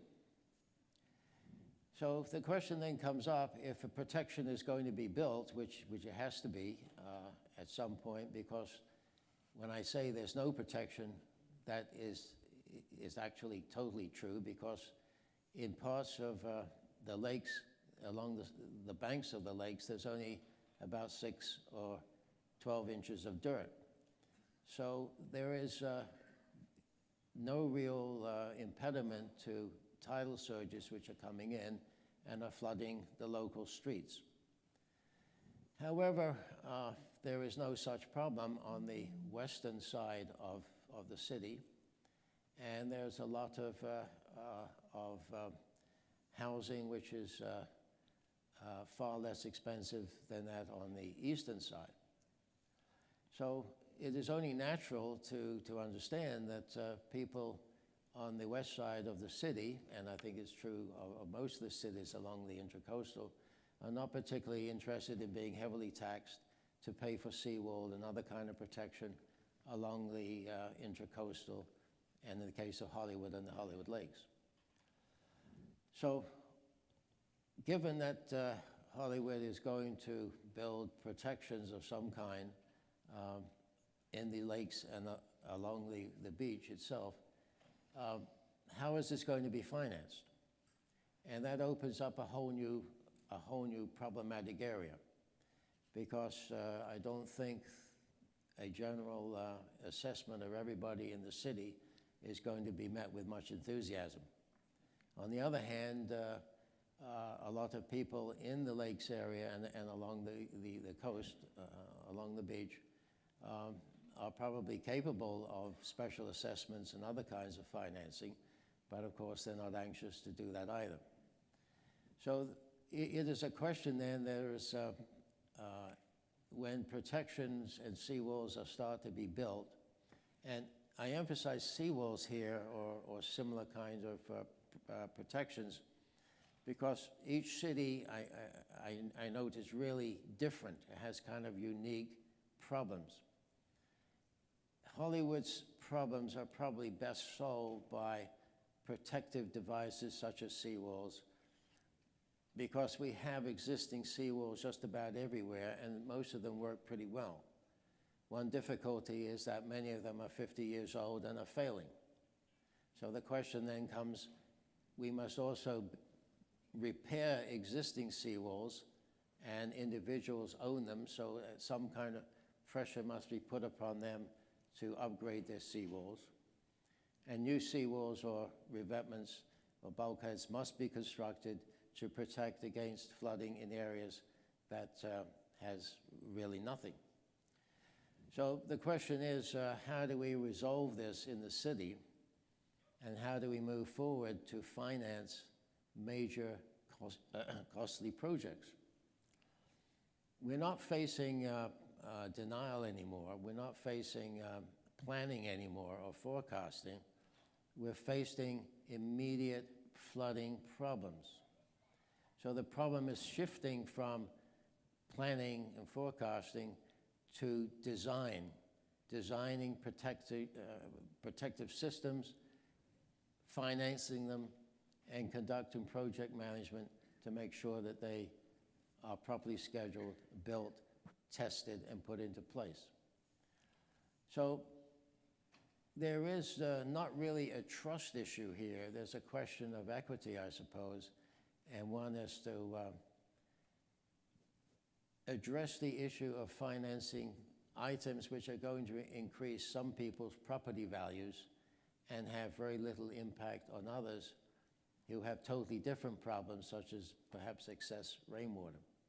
We haven't come up with any solutions to that yet, but they're going to have to be developed in the near future. So one of the things that has to be done is developing both seawall designs for protection, but also models for financing it all to make it happen successfully.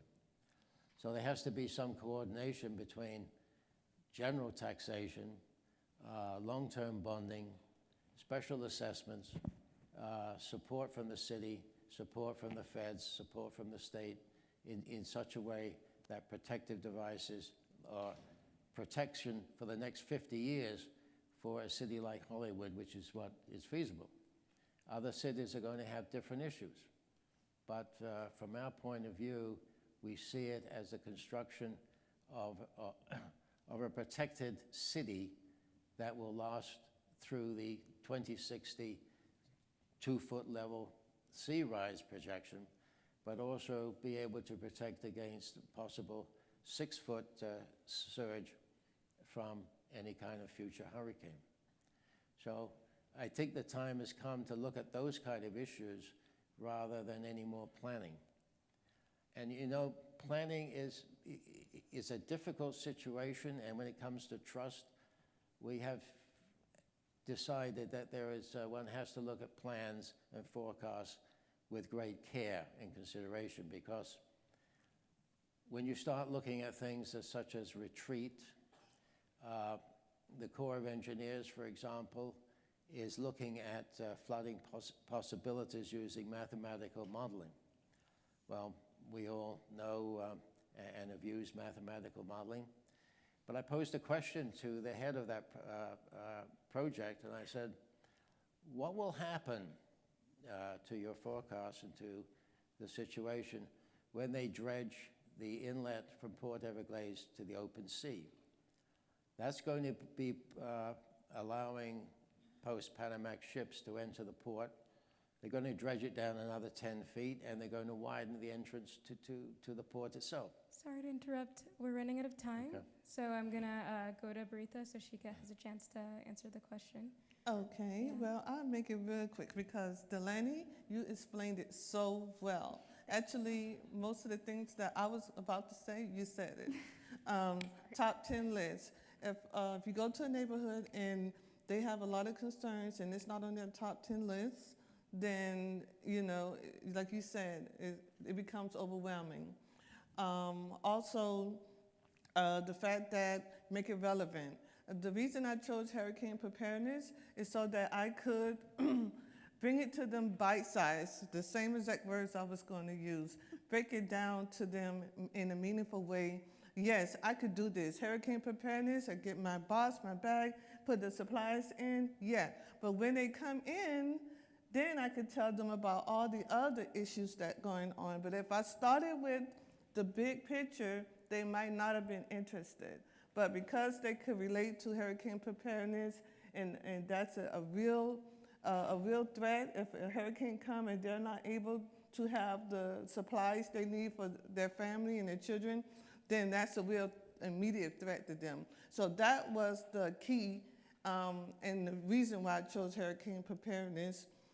And the other thing you said about making it relevant, and it was something else you said. I didn't even write it down, but I just wanted to say you explained it very, very well. Thank you. And I'm not going to go into detail because she said everything that I was going to say. Wonderful. So now we have a little bit of time for questions from the audience. Does anyone, you can, I think they're handing out mics up here, so just come up towards the front.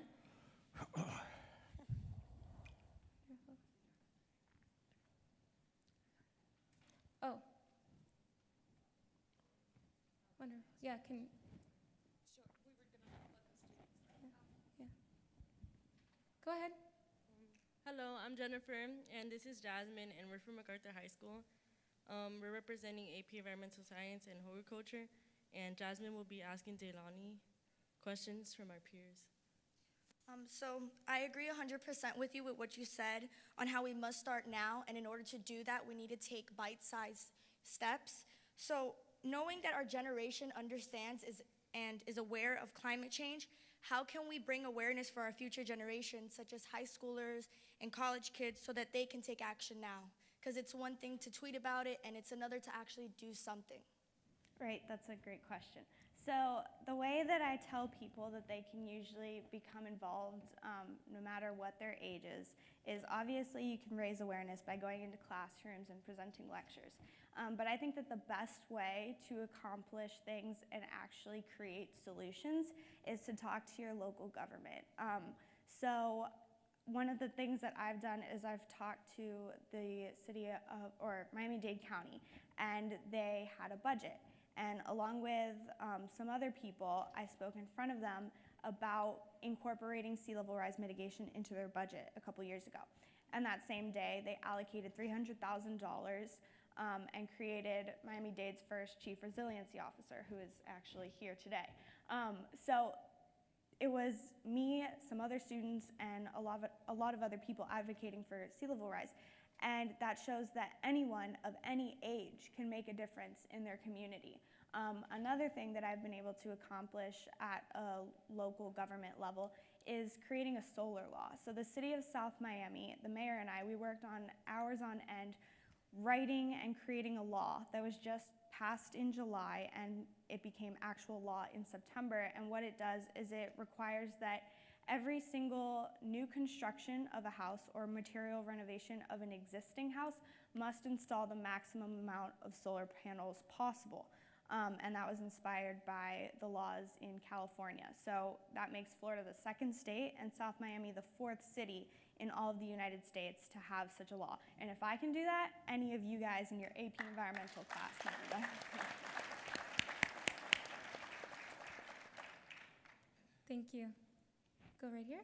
Okay, so I found it very interesting that what didn't come up about what we can do about this is to be concerned, particularly for the young people.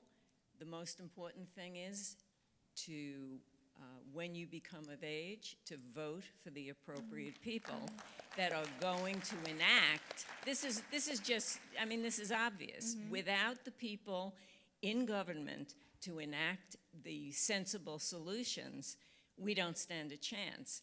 The other thing is, as long as there's an economic imperative for people to use fossil fuels, to drill in the Arctic, to do all of these things that obviously this audience is so, is antithetical to our way of thinking, we have to change the formulaic so that it is not economically advantageous to do these things. No, my question is just, why did none of you bring up voting for the right people? I mean, it just seems so obvious to me. Can I jump in on that? Yeah. So,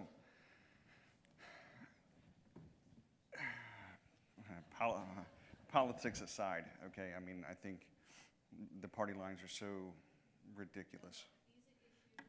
I'm getting there. Party lines aside, okay, it's politicians, and they speak from one side and say, I'm going to do this, I'm going to do that, and then don't do it. Now, I agree, absolutely getting out and being motivated and voting, and that is our civic duty, and we have to do that as citizens, right? We have soldiers that die every day for that right, so we must do it. So if you're not doing it, I don't want to hear you complaining about the laws are going into act today. But at the same time, I do want to bring up one thing. It can be very counterproductive to have a top-down approach and be shoving laws, okay, on top of businesses and on top of, you're going to make it, you can make it too expensive to renovate, to bring business here, to bring tax dollars, which are going to fuel the change. So, and that's one thing that a lot of people say, big government, and push down these laws, you can't. It has to start with communication and communicating with business owners and getting everybody working on the same page. In my facility, I haven't, for 20 years, it hasn't been worth it to me to invest into my facility and make it a place to bring jobs and put sustainable solar panels on there, because the codes and everything that I would have to do and the impact fees and everything else, it just made it counterproductive. I want to put solar in my facility, but there's no point in doing it because I'm going to have to pay so much more money that it turns into a 15-year turnabout. You have to work with people. So the top-down approach makes it very tough, and really communicating with business owners and people today is very important. I would agree with that completely, especially with the state that we're in right now, because as you all know, our governor, our senator, our president, they don't support anything that has to do with environmental problems. They don't believe in climate change. They deny it. And so I think you're absolutely right. I think that going to the polls and voting is imperative, especially next year with the midterm elections. And so I've been talking about that in all of the speeches that I've been giving, especially to students. I have another one next week, and I'm going to mention it. Because the climate change crisis, you're right, it can't be about donkeys or elephants, red states or blue states. We have to take politics out of it. It has to be about changing our behaviors and eliminating fossil fuels. And right now, in our current climate, the best way to do that is, like you were saying, work locally, start from the bottom. And then hopefully next year and in 2020, when we are able to elect new leaders, then we can change the focus and start from the top down and have all of those solutions kind of combine in the middle. But it starts with each one of us. It does come down to personal responsibility. When you have celebrities flying across the nation in their G6, yet talking about climate change, I'm sorry, I don't. They have no more equity with me. So, it starts with personal responsibility with each one of us. Little changes, like you're saying. That's how you do an apple. Yeah, there's also a saying, if you're not at the table, you're on the menu. And I think that goes with what you were saying about small business. Our local businesses, or we work at Catalyst with low-income communities to vote, but also to ensure that the right people get into office, but also to work with them and work with those that are in office so that they're not overlooking your issues. But yeah, this is about me. Over here. Yes, I just wanted to put emphasis in three things, and one is that, we have no questions what is the state responsibility to educate the youth. We live in the youth that, they will be the ones that will get the worst of climate change. And then the United Nations says that the state have the responsibility to educate the population. And the important thing also is that we celebrate what the youth is doing, regardless that we don't have a system that is educating. And then we have to put emphasis in the ways that the state have developed an unequal development and preoccupation for infrastructure in where they benefit people that at least certain type of industry and neglecting, for example, low-income communities or middle-income community. And then we know we have to demand that infrastructure also development in those areas in terms of issues of climate change. And then also when is that we planning to develop migration policies, which I think that is important in this process too. Thank you. Thank you. All right, well, I'm gonna go over here. Hi, my name is Delbert Spurlock. I want to say how gratifying it is to hear this panel and how you've engaged.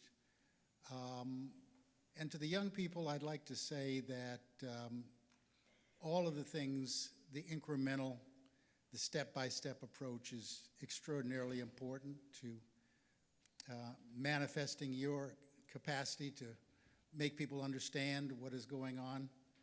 But I think it is also important for you to understand, the young people to understand, that the paradigm my generation has created for you is a losing one. And that you have to think about the broader paradigm that replaces it. And so in terms of that incrementalism, you should think about how to change that paradigm and acknowledge and understand that you have extraordinary power, not because of simply the fact that you're going to inherit voting opportunities and the rest, but also because you have that power now. For instance, you need to think about what we're doing overseas in our wars. Some of the most detrimental environmental impacts that exist, and you also need to think about the fact that your generation is the all-volunteer force, which I, in my former days, helped to create. You can stop the way in which we use the young people of your generation. There's no reason for you not to want and ask for no person of your generation joining the active duty military until they're 20 years old. And if they want to serve this country, they can serve it doing the kinds of things that are going to impact our communities, and particularly as far as environmental and climate issues are concerned. So think big, change the paradigm too.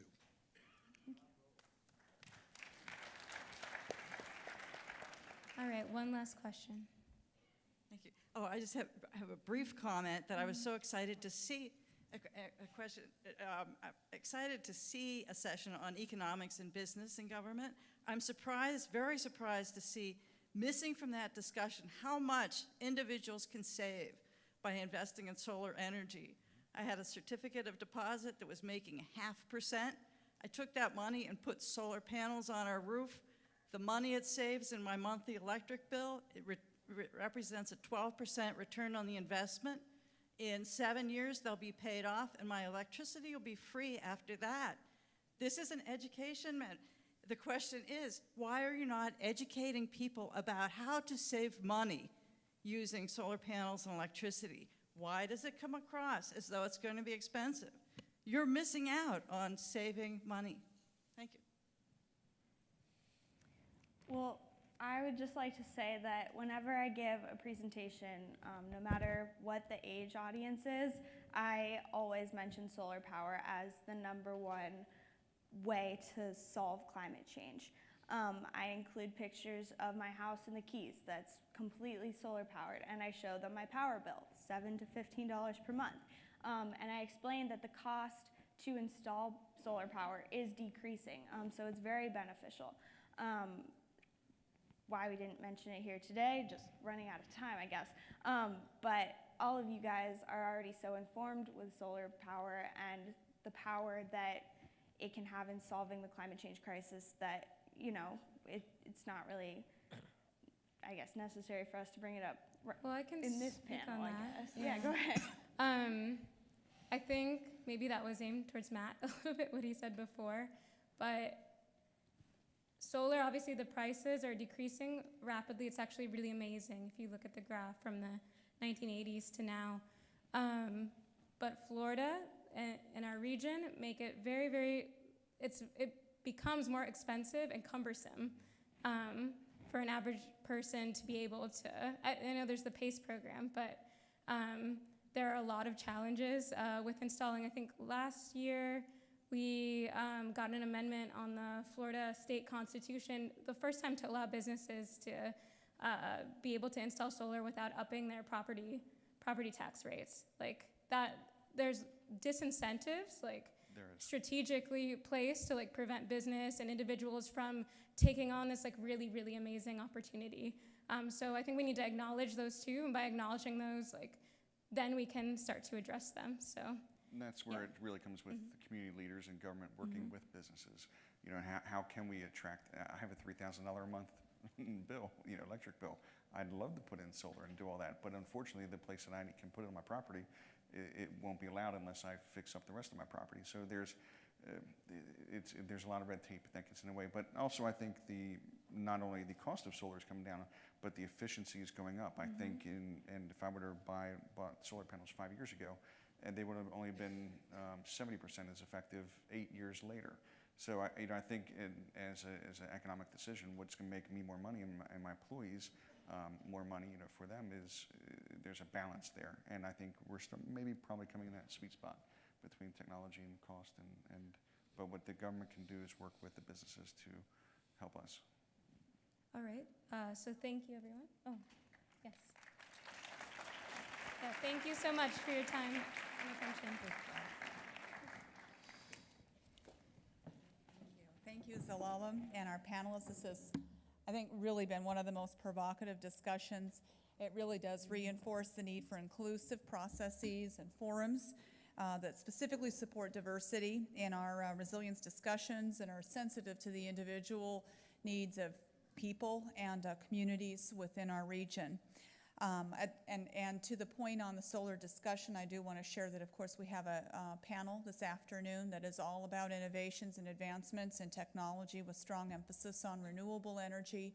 And I think another of the stories that we need to tell is not just about the economics, but also that the systems have so much improved in terms of the brackets and the bracing, whatever it is, that these are investments that are designed to stand up to the wind velocities of our region. And we've come through storms. We just came through a storm, and I think one of the great success stories is that everyone I know, that their solar systems remained fully intact without roof leaks. You know, we can do this. It's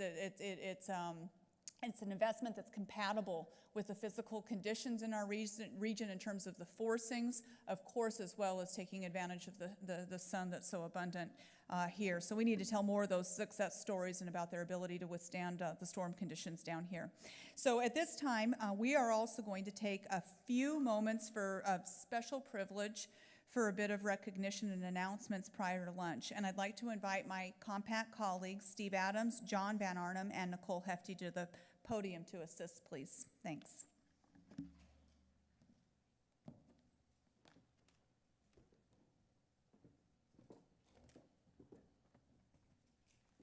So I know that Jennifer, first and foremost, being the humble individual that she is, will be the first to tell you about how much work has been accomplished by a broad suite of her team here. But I think we would be remiss if we didn't recognize Jennifer's leadership very explicitly and thank her with a warm round of applause for all of the work that's here.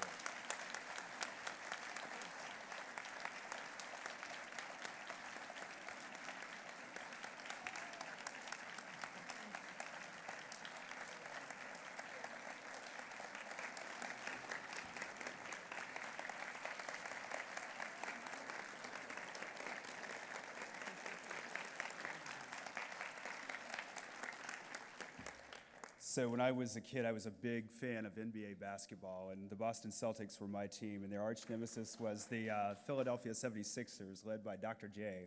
And I often think about Dr. J in thinking of our own Dr. J. The same artistry that he displayed on the basketball court, Jennifer shows day in and day out. So it's such an honor and a privilege. Secondly, another point of privilege, I want to recognize Nancy Schneider. Nancy has been an able colleague. There she is. And so Nancy, you got to come up here. So Nancy has been an employee of the Institute for Sustainable Communities, and thus a colleague of mine, but has been full-time staff support to the Compact Staff Steering Committee. She's made tireless contributions to helping move this process along. And so it's my privilege, Nancy, on behalf of the Staff Steering Committee, to present you with this very small token of our gratitude. Thank you so much.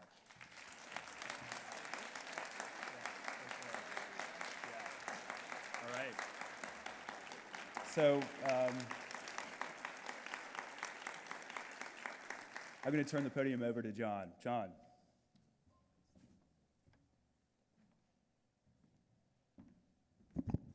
Our first climate and sustainability coordinator in Palm Beach County has left Palm Beach County to move on to the private sector, but we're recognizing her today for her work with the Compact for the last 3.5 to 4 years.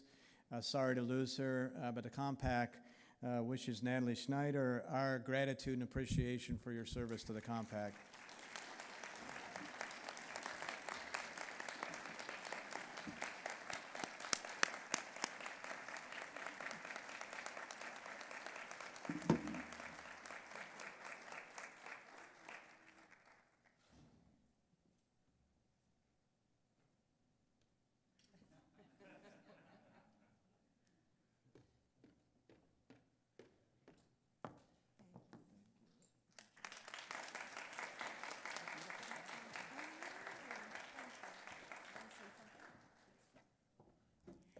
Yeah, the one thing I really get to, this is very overwhelming because I didn't expect it at all, but what's so great is that I actually get to be working in the same field, and I just get to make more friends because everyone that I've met, I have such a really great relationship with, and I'm glad that I get to still be in this area and doing this work. So thank you so much.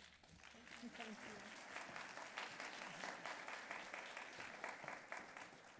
So as you can see, we have folks that come and go. We have, I think, a good portion of the folks that started the Compact are still on the steering committee, but unfortunately for us, fortunately for them, they get new opportunities and they get to retire.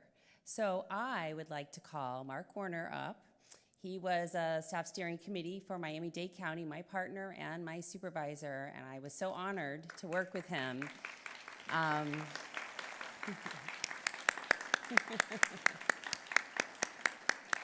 I think the strength is that we have so many different areas of expertise, and Mark is just a treasure trove of knowledge and experience and planning, and he just had so much to contribute to the Compact. So thank you, Mark.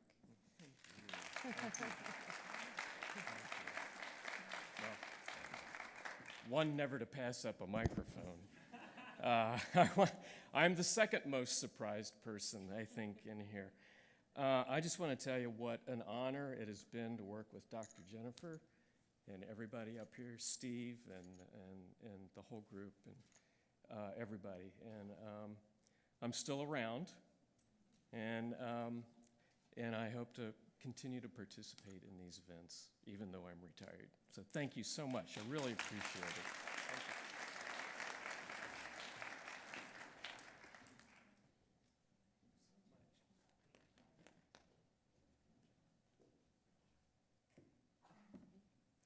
So, although our illustrious Deputy Mayor, Jack Osterholt, announced it yesterday, I'm going to announce it again, that Miami-Dade is proud to host the 10th annual Climate Summit Leadership in Miami-Dade County. We have these cards. They should have been on the tables. It's going to be October 24th and 25th at the new and improved Miami Beach Convention Center. And I thought we were going to have a short clip of the new and improved. There we go. So please join us next year. 10th anniversary.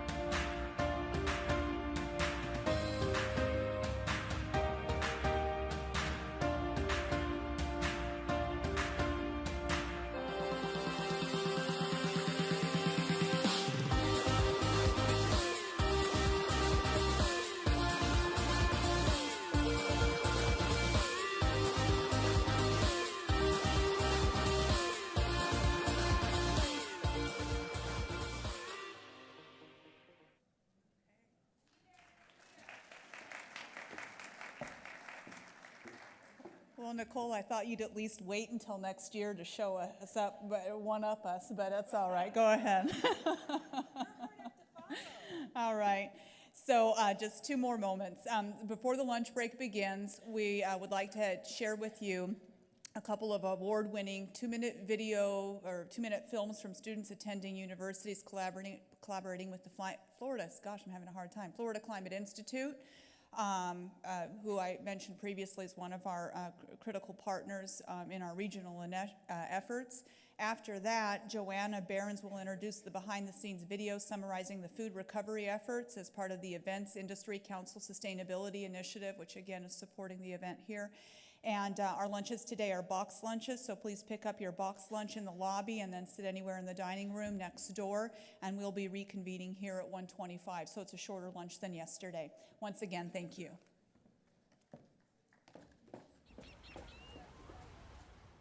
South Florida is considered home to almost 6.7 million people with its numerous ecosystems and being a hotspot for tourism. Therefore, the economy, cultural diversity, and its society must be protected from climate change risks it faces. Coastal urban environments are quite complex under normal conditions. By adding the effects of climate change, the complexity of the situation is only exacerbated in the atmosphere, the land, the coastal component, and the subsurface. There's no immediate increase in the strength of hurricane from sea level rise. However, continued sea level rise results in more destructive storm surges, leading to devastated flooding during a hurricane. Green infrastructure is a stormwater management strategy aimed at restoring the natural hydrological functions of a watershed by employing development features that reduce runoff, filter pollutants, and facilitate groundwater recharge, such as green roofs, bioswales, pervious pavements, and detention or retention ponds. Scientific studies related to earth sciences and hydrology, for example, need further understanding in terms of correlations that can lead to better predictions of climate change events. New knowledge in terms of accuracy of information and adequate adaptation measures can help people accept their reality and move forward to maintain and improve their quality of life. Major cities, in collaboration with the Compact, have been developing science-based applications to tackle the effects of climate change. For example, cities like Miami Beach have been raising their seawalls and roads, upgrading their storm infrastructure, changing all their building codes, and looking into long-term solutions. Other cities like Miami and Fort Lauderdale are also following the same footsteps.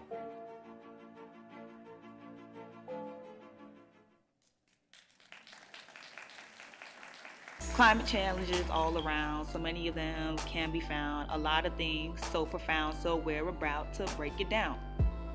Climate change. A change in global or regional climate patterns.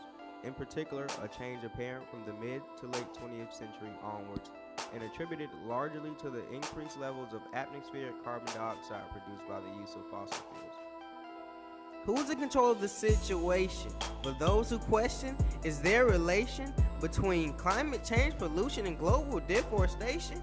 I live in a wasteful nation, yet our president wants to cut back on environmental regulation for more production of coal and oil on American soil. And I know the Industrial Revolution is as American as apple pie in the Constitution, but we must make amendments towards greener and more renewable solutions. If we only knew what fossil fuels would do, the release of CO2 upon the planet, global warming, ozone damage, to those in power, to the people, industry, and the consumer. There's a thing that most agree on is detrimental to our future. It's being ignored and things are getting rather crucial. I think we need a plan of action. We should make something happen. A polar bear just felt the solar flare. The ozone left a hole in there. This is Brianna Stewart from Florida Agricultural and Mechanical University, reminding you to reduce, reuse, and recycle by turning off the lights when you don't need them, taking shorter showers, purchasing refillable containers instead of plastic bottles, flipping that piece of paper over and writing on the other side. And our benefits include reducing greenhouse gas emissions, saving energy, and saving tons of money, because we like to do that. We save our planet, we save ourselves.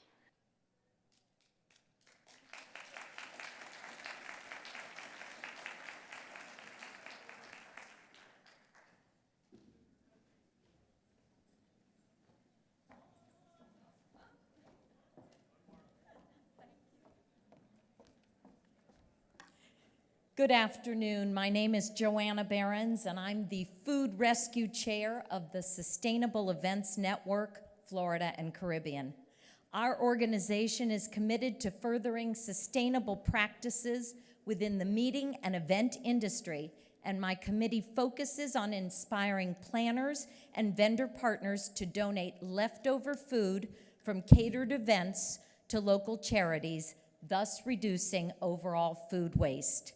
Thanks to the commitment of your conference host committee, our Food Rescue Committee has partnered with Broward County's LifeNet for Families and the very sustainability-minded Broward Convention Center in executing food rescues for this conference. You will be proud to know that yesterday's rescue not only yielded 146 uneaten lunches, but an additional 35 trays of meatballs, pasta, grilled chicken, and mixed vegetables from an event the previous night, equating to more than 470 pounds of prepared food capable of serving over 750 meals. Our volunteers are waiting in the kitchen as I speak, prepared to rescue any uneaten meals from today's lunch as well.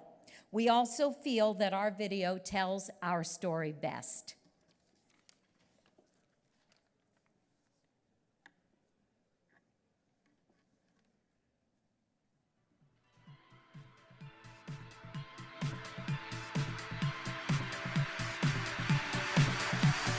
Partnering with the local NACE chapter, NACE South Florida, to produce a food rescue for this scale event. And hopefully that this sort of food rescue will happen many times throughout the world. In so many instances, when events are being planned, there will be a lot of leftover food. So what we're doing here today is we're doing a live food rescue. Any unused food tonight from the gala will be transferred from the Diplomat Hotel and given to the Food Rescue Committee, who will then put it onto a refrigerated truck and given to another certified food handler. By this time tomorrow, the food that was unused at the gala tonight will be in the hands of the community in need. 1 in 7 people in the community are not too sure about where their next meal is coming from. It's a total of somewhere in the order of 800,000 people in South Florida have a need for supplemental food. They're just not getting by, and they need this extra hands. On a nightly basis, we're able to feed anywhere from, of the homeless people, we're able to feed anywhere from 300 and we've had upwards of 600 people.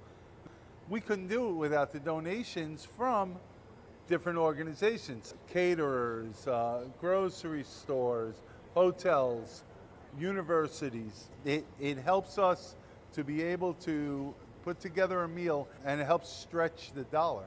But when the catering comes, those are big meals. We can create meals around it. Like if we get fried rice, then we might pull out chicken wings or ribs to create a meal. We used to make a lot of soups. So it helps out and gives these guys something special, which probably they've never had before, being out in the streets. I mean, the risk is not having any food left over, which is it's not a bad risk. If you're very efficient in your planning, as most professional caterers are, you try to minimize the overproduction. Inevitably, there's going to be something left over. So many event managers think that it takes too much time, is too difficult, is too litigious, or filled with too much liability. And all of that is not the case. There's no real liability risk involved either, because there are Good Samaritan laws both federally and in every state in the union that protect the donor. Once good food, nourishing, healthy food has been turned over to a reputable agency in good faith, there is no more liability. The law protects you from this. So it's incumbent upon the event managers to think through, is this the kind of event that might be suitable for a food rescue? You too can make these leftovers a part of a local charity or food bank's next meal that they're serving to the many needy people in your local community.